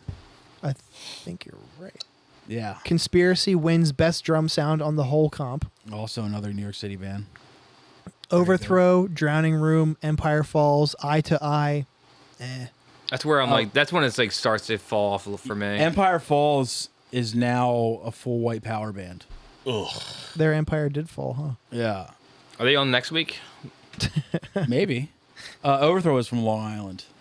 And Atlas Shrugged, one of the worst vocal styles I've ever heard in my You, life. you skipped 2 of them. I couldn't tell you where the fuck I didn't they have were any from. notes for him. Death Threat and fucking All You Out skipped War. All Out War. I have no the notes two best. for that. It's Death Threat. It's All at War. It's great. All right, was I that have like no a notes. was that a demo version of Last Days, or was that just a Yes. bad recording of Death? No, it's demo. No, it's a demo. It's And also I will say Demo this. version of. it's also a different recording for that All War song, Deceived and Deceivers. I don't think that was on Spotify. It was. Was it? Yeah. I missed it. It's a different version. It's got that weird like background noise in it that somehow makes it fucking heavier. I don't know how that works, but it does. I had no notes for either of those. Oh, I will add this. I've been waiting to hear a bad Death Threat riff. Haven't. It's definitely not the better you version kidding? of that song. Death Threat No, rules. That last LP Death Threat's put out some clunkers. I haven't The heard Split those. 2 I thought was kind of weak with Rude Awakening. or the one with fucking Crown of Kings or whatever. Oh, you're talking about shit I've never heard. So. Yeah. The first two. Yeah, I mean, there's later Death Threat stuff you can The skip. first two Death Threat like releases like that, Last Days and Peace and Security. They're I told untouchable. you, dude. Fucking phenomenal. Everything I'll after even throw that. God and Government in there. Yes. The government's good. That's where it God and drops Government's off. good. It's passable to me. But like the Now Here Fast, like yo, see you later, that's dude. I don't need that. See you later. But Nobody who's does. in that band besides the singer at that point? That's it. Those riffs, though. That one song on God and Government with fucking Pete Morsi doing guest vocals. That song, it's like one of my favorite Death Threat songs. Well, as a whole, I gave the comp a 4 out of 10 because the good songs are good, but there's a lot more stinkers. It's definitely for like homework. It's definitely like you look how many tracks are on there, and you're like, I didn't You forgot- mind that. you forgot- Feels like homework. you forgot Burnside too. I That had no is notes. The hardest, South Jersey, That's baby. the hardest Burnside song ever. When I was still like a little new metal kid, man, Yeah. I thought Burnside was just I fucking I a metal still band. do. I I thought they had- were just a metal band. I'm like, this rips, dude. I had nothing to say about it. I didn't. They were cool. I never saw them live, but Oh god, they were damn it. like local heroes. so Yeah. fucking good live. Seeing them live was like seeing fucking Slayer live when you were like fucking 15. I booked them a few times in Delaware, and it was great. And then afterwards, all the guys would like hit me up to book their band after Burnside. Which was what? Behind the sun. Behind the sun. Behind Oh, the Sun. Behind the Sun was sick too. And there was a couple others, but like, and then I was like, Because they were more metal. yeah, they sucked. But I was like, yeah, sure. Behind the Sun wasn't like unlistenable. Like they were fun to see live. Yeah, but I was just like, yeah, sure. You guys have always been really nice to me. All right, yeah, come through. Throw But my bone. but I'm just like, this is, yikes. It's like Clubber Lang. And then after that dude Alex did a band with all the dudes from Roundhouse NJ. Did he? Yeah. I didn't know about that. One. Called, I think it was called like Regretter. I don't know about that one. I didn't I know I thought he went full into tattooing and piercing. Nah, he did another band with Ant and a few of the other dudes. Yeah. Did a death metal band called Dead Walk the Earth too, I believe. Oh, I do remember Yeah. that one. And they were actually pretty sick. I think they did the Satanic Rave a few times, Yep. once or twice. Yeah. I'm sorry. Tom, do you have anything else to what I brought for you? You mean for the comedy? Sure, go nuts, dude. Well, for comedy, you assigned me a podcast episode. Okay. We know Tony don't do podcasts, but Tommy do. Tommy don't do podcasts. You said might as well start with episode 1, so I did. It was Dan Soder, Rich Voss, and Brandon Sagalow. Should we get the name of the podcast? Oh, of course, Story Wars Yeah. It's with a Z to available on be YouTube. different. Yeah. This is the one thing I didn't. Why don't get you to. talk? Fair enough. Joking about Soder being paralyzed, everyone must have missed Voss's line. Somebody thought I was a vacuum. Because nobody, it got no credit, and I was like, wow. Out. Let's see. I run into that problem too, reading my notes later on. Well, autocorrect doesn't correct until a couple words later, and it fucks me later because I don't pay attention. Out, beautiful producer Alex is out and about. Our beautiful producer Alex it's a laundry day, but bear with her. My favorite element of this show, bar none, is that guests and cast members are purposely trying to sabotage the guessing element, trying to win that bonus point as like the trick. Yeah. And it's a great concept of a show. Looking forward to more episodes, but I'll pick and choose when I listen. I won't listen to it every week. And then I added this later. The best episode of this show so far is the one that just came out with Sean Patton, Dave Attell, and Zach Amico. Yeah, it's very good. It was so goddamn Did good. you? This is a podcast? Yeah, but it's kind of like It's a game show. It's sort of like it's up a game show, but it's done like so DIY. It's kind of like a podcast. 7 out of 10. Did Do you you watch? need a video to watch it, or can you just what? Just YouTube. I listened to it. You can listen to it and get like the full Okay. thing. Did you watch the one with Pauly Shore? No. He keeps calling Louis J. Gomez baby Chinese face. And Something about that is really funny. It's very funny. And I was like, there's no way Pauly Shore's funny in 2024. But Oh, yeah. but he is. Yeah, I was like, okay, fair enough. That's all I gave you, right? Mhm. Okay, well, you brought me. Do you want me to start with comedy or music? Yes. Let's start with music. You gave me Casey Musgrave's Deeper Well. I thought the first song was called Garden Gnome, but found out by actually reading the title instead of listening to the song that she was saying cardinal. Birds are tight and all, but garden gnomes are fly as hell, dude. 8 out of 10 would have been a 9, but she gets a little too honky tonk in spots. You gotta wise up, man. She gets a little too twangy in parts, but 8 out of 10, it's a fucking solid listen. But sometimes I'm like, all right. It might be my album of the Sometimes year. I'm like, back it up, Reba. But for the most part, I enjoy the shit out of it. I liked it a lot. It might be my album of the year. There you go. Yeah, this gets a 9 from me. Not a perfect 10 for similar reasons, but like some of the honky tonk stuff like grows on me after multiple listens. Yeah. And she levels up with every release she does. Yes, she does. And Yeah. this is her best stuff yet. Definitely 9 out of 10. I saw her last week Where? at in Newark. At the what the fuck is that? The place where the fucking Devils play. Hell. The Prudential. Yes, Prudential Center. I thought this record was good. I thought it was like a little bit cringy when she started doing like the Bongwater fucking track. But I would say like 7 out of 10. As long as you like the Garden track. Big fan of that. Phil, did you listen to Casey Musgraves? No, I didn't get to this one. Fair enough. That's okay. I do want to like her more than I do, but No, she's great. Her good songs, or her really good songs, are just so goddamn good, dude. She's an artist that like most annoying girls I know are like, Casey Musgraves. That's the problem. that's kind of the vibe Yeah, I'm getting. you gotta That's the problem. ignore that. Yeah, you gotta separate. Well, If you that. can listen to it in a vacuum, you're like, wow, this is fucking awesome. Here's the thing, like Agreed. we started this podcast. It was one of the earlier episodes. You gave me another Casey Musgraves record, Episode in the 70s, I gave you Yeah. Golden Hour. and I was like, all right, well, I gotta listen to it now. And I was like, all right, this is fucking great. And I went up and checked out all the backlog of shit I had. Golden Hour was her first. or the other records that she had out, and I was like, all right, yeah, this is great. She did a Christmas record too. Yeah, I listened to that. I'm a sucker for Christmas records. she's from Same. she's from Texas. She loves Christmas. Tejas. I'm from New Jersey and I love Christmas. There you go. Keep Christ in Christmas. I'm just Dennis McGonigal over here. Hey, it's me, Dennis McGonigal. It is. Hi, Dennis. I'm Dad. Hello. You also gave me the for comedy is Sarah Tolomash, Butthole Money. That name. Great name. Great name. Great name Best for- joke in the special is that reference too. Yes. Sadly, good premises, but not a lot of solid punchlines. Whole special seems kind of half baked. It's a kind of a total bummer from someone I consider a great comic. I gave it a 4 out of 10, but I recommend you go watch her special, Voluptuous Boy, to see what she's truly capable of. It just kind of seemed like a lazy, half-assed special, and it sucks because she's very, very funny, and this just didn't hit at all. This was my intro to her, so I loved it. Oh, then check out. I'm also gonna loved work it. backwards You're from gonna lose this your and fucking mind. and check out other stuff. But I thought it was solid. I mean, I kind of appreciated the like uncut The like rawness nature of of it. it? Yeah.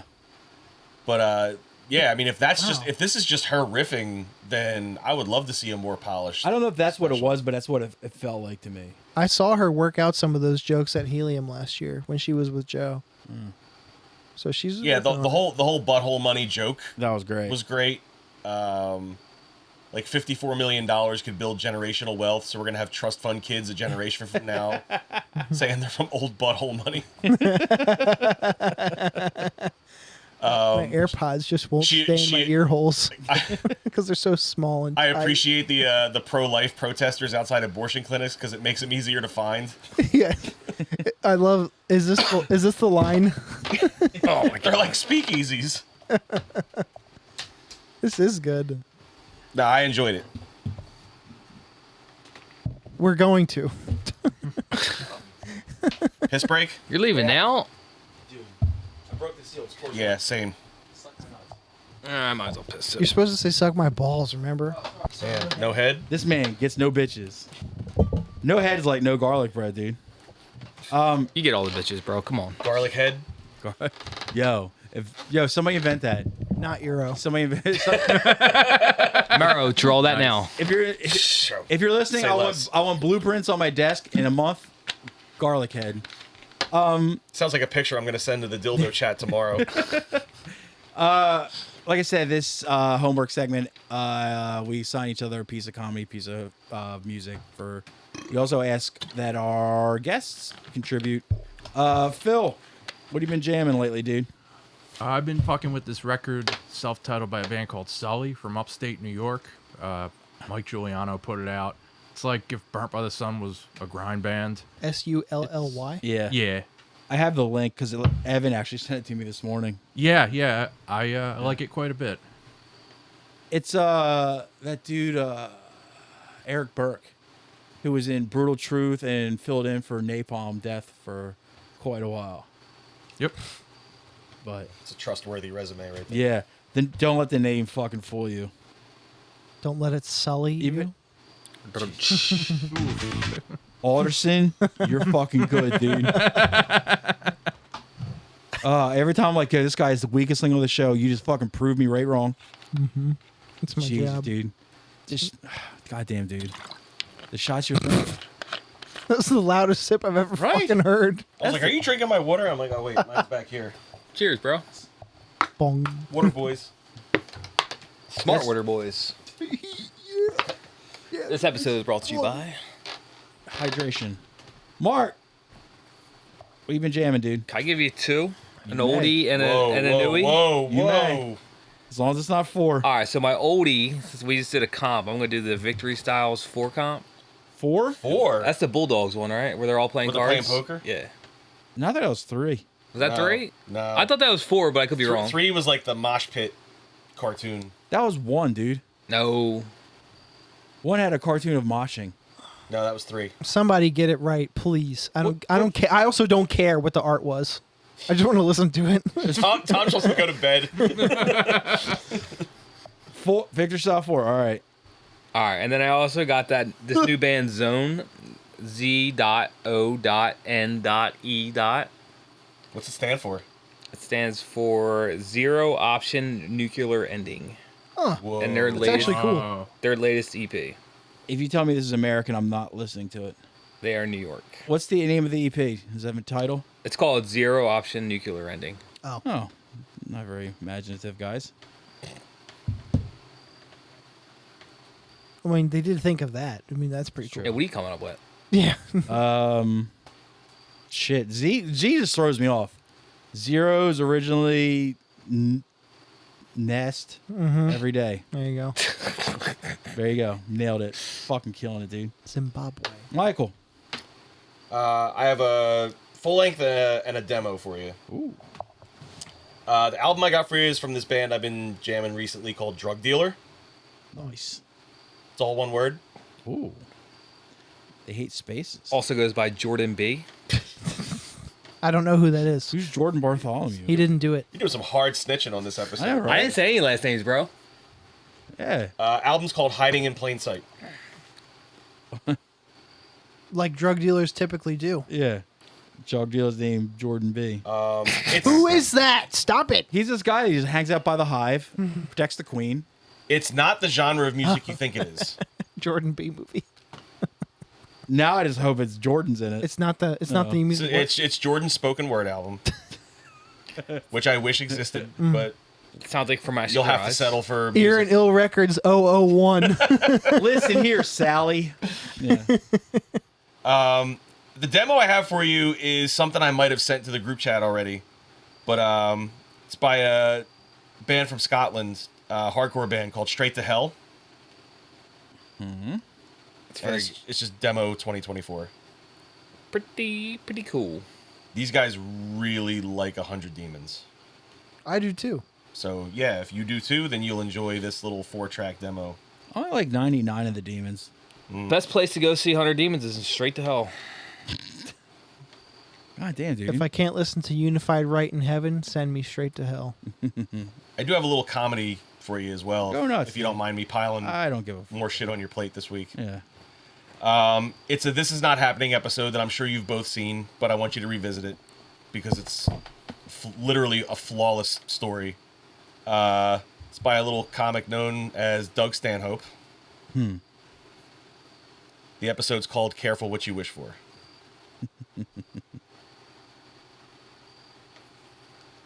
That show needs to come back. It really does. I wish Ari. If they're not going to give Roy Wood the Daily Show hosting job, he needs to full-time host that It show exists. and bring it back. Like Ari Shaffir still does it. He only but does it live. He only does it live. It's called Ari's Untitled. Renamed storytelling show. Yeah. It still happens, but only live. On what? Live. Just On TV? out. No, No. in the world. In Yeah. in venues. In venues, like comedy venues. He doesn't record any of it. Wrote like to his credit, St. Rogies was beating him over the head for years. Like, no, you gotta just fucking like. He was like, I'll fucking finance it. Like, call it. This is still happening. Yeah, or something yeah. like that. And he was just like, he just pushed it off. Like, I don't know. It's such a great. And he concept might for get a show. fucking sued for that shit. Who fucking knows? Tommy, what you got for me this week? Let me see. You want me to go first? No, I got it right here. Okay. Music. I'm gonna give you. We were talking about Euros and shit from back then sounding really good. Okay. I'm gonna give you my favorite Kickback record, Okay. No Surrender. I think we already did that for home. No, you gave me Kalen signed Forever War, or Kalen gave us Forever War. That's what it was. I'm moshing either way. I like the one with the fucking weird ass title. The one that's in The French front. one. Yeah, I like that one. What you got for me, Oh. Comedy? Oui, croissants. Yeah. Comedy. I'm gonna give you a special. You might have seen already, but I'm gonna give it to Totally you fine. for you and the listener's sake, and Yeah. that is J.P. McDade. The special is called In Brooklyn. We didn't do that one? I saw JP feature for Sam Morrill 2 times. Fucking love that dude. So happy he has a special. It's on YouTube. I just thought we did that one. Huh? It's not. Oh, fuck me. This special is another YouTube special. It's by a guy named Andy Haines. Another one? It's called The Suggested Special. Is this new? Within the last year. It's the special was like he's kind of the doing thing, like, you know, like how they do bucket pools for like stand up on the spot and shit. But he had people email him a couple like make a month before the show, and then he would get up and answer the emails on stage during the set, and it kind of goes pear shaped on him, but the result's still kind of funny, and I like it. Interesting. I like that. I Musically, like him as a comic. I have a band for you called Instruction, and the album is called God Doesn't Care. You're a UK band too, right? What's that? Are they a UK band? Nope, they're from Long Island. That's Instructor. Yes. There's an Instruction from Europe too. So is it Instruction or Instructor? Instruction. Okay. God Doesn't Care. Is that the dude from Quicksand's other band? Yes, Tom Capone was in Yes. this band. Yes. But yeah, that's what I got for you this week. That's all I got. Anything else to talk about? Oh, we have T-shirts. They're not on sale anymore.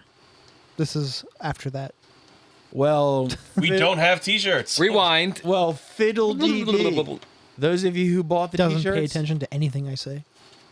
thank you for purchasing a T-shirt. We have the artist right here. We do. Marc Greene is here. Next to Mike Merrow. I love this bit. He painted it with his But- former locks. Oh man, this is awful. Of love. Yes. That he denied to the cancer girls so he could paint a fucking picture for us dickheads. They died so we could look fresh. Yeah.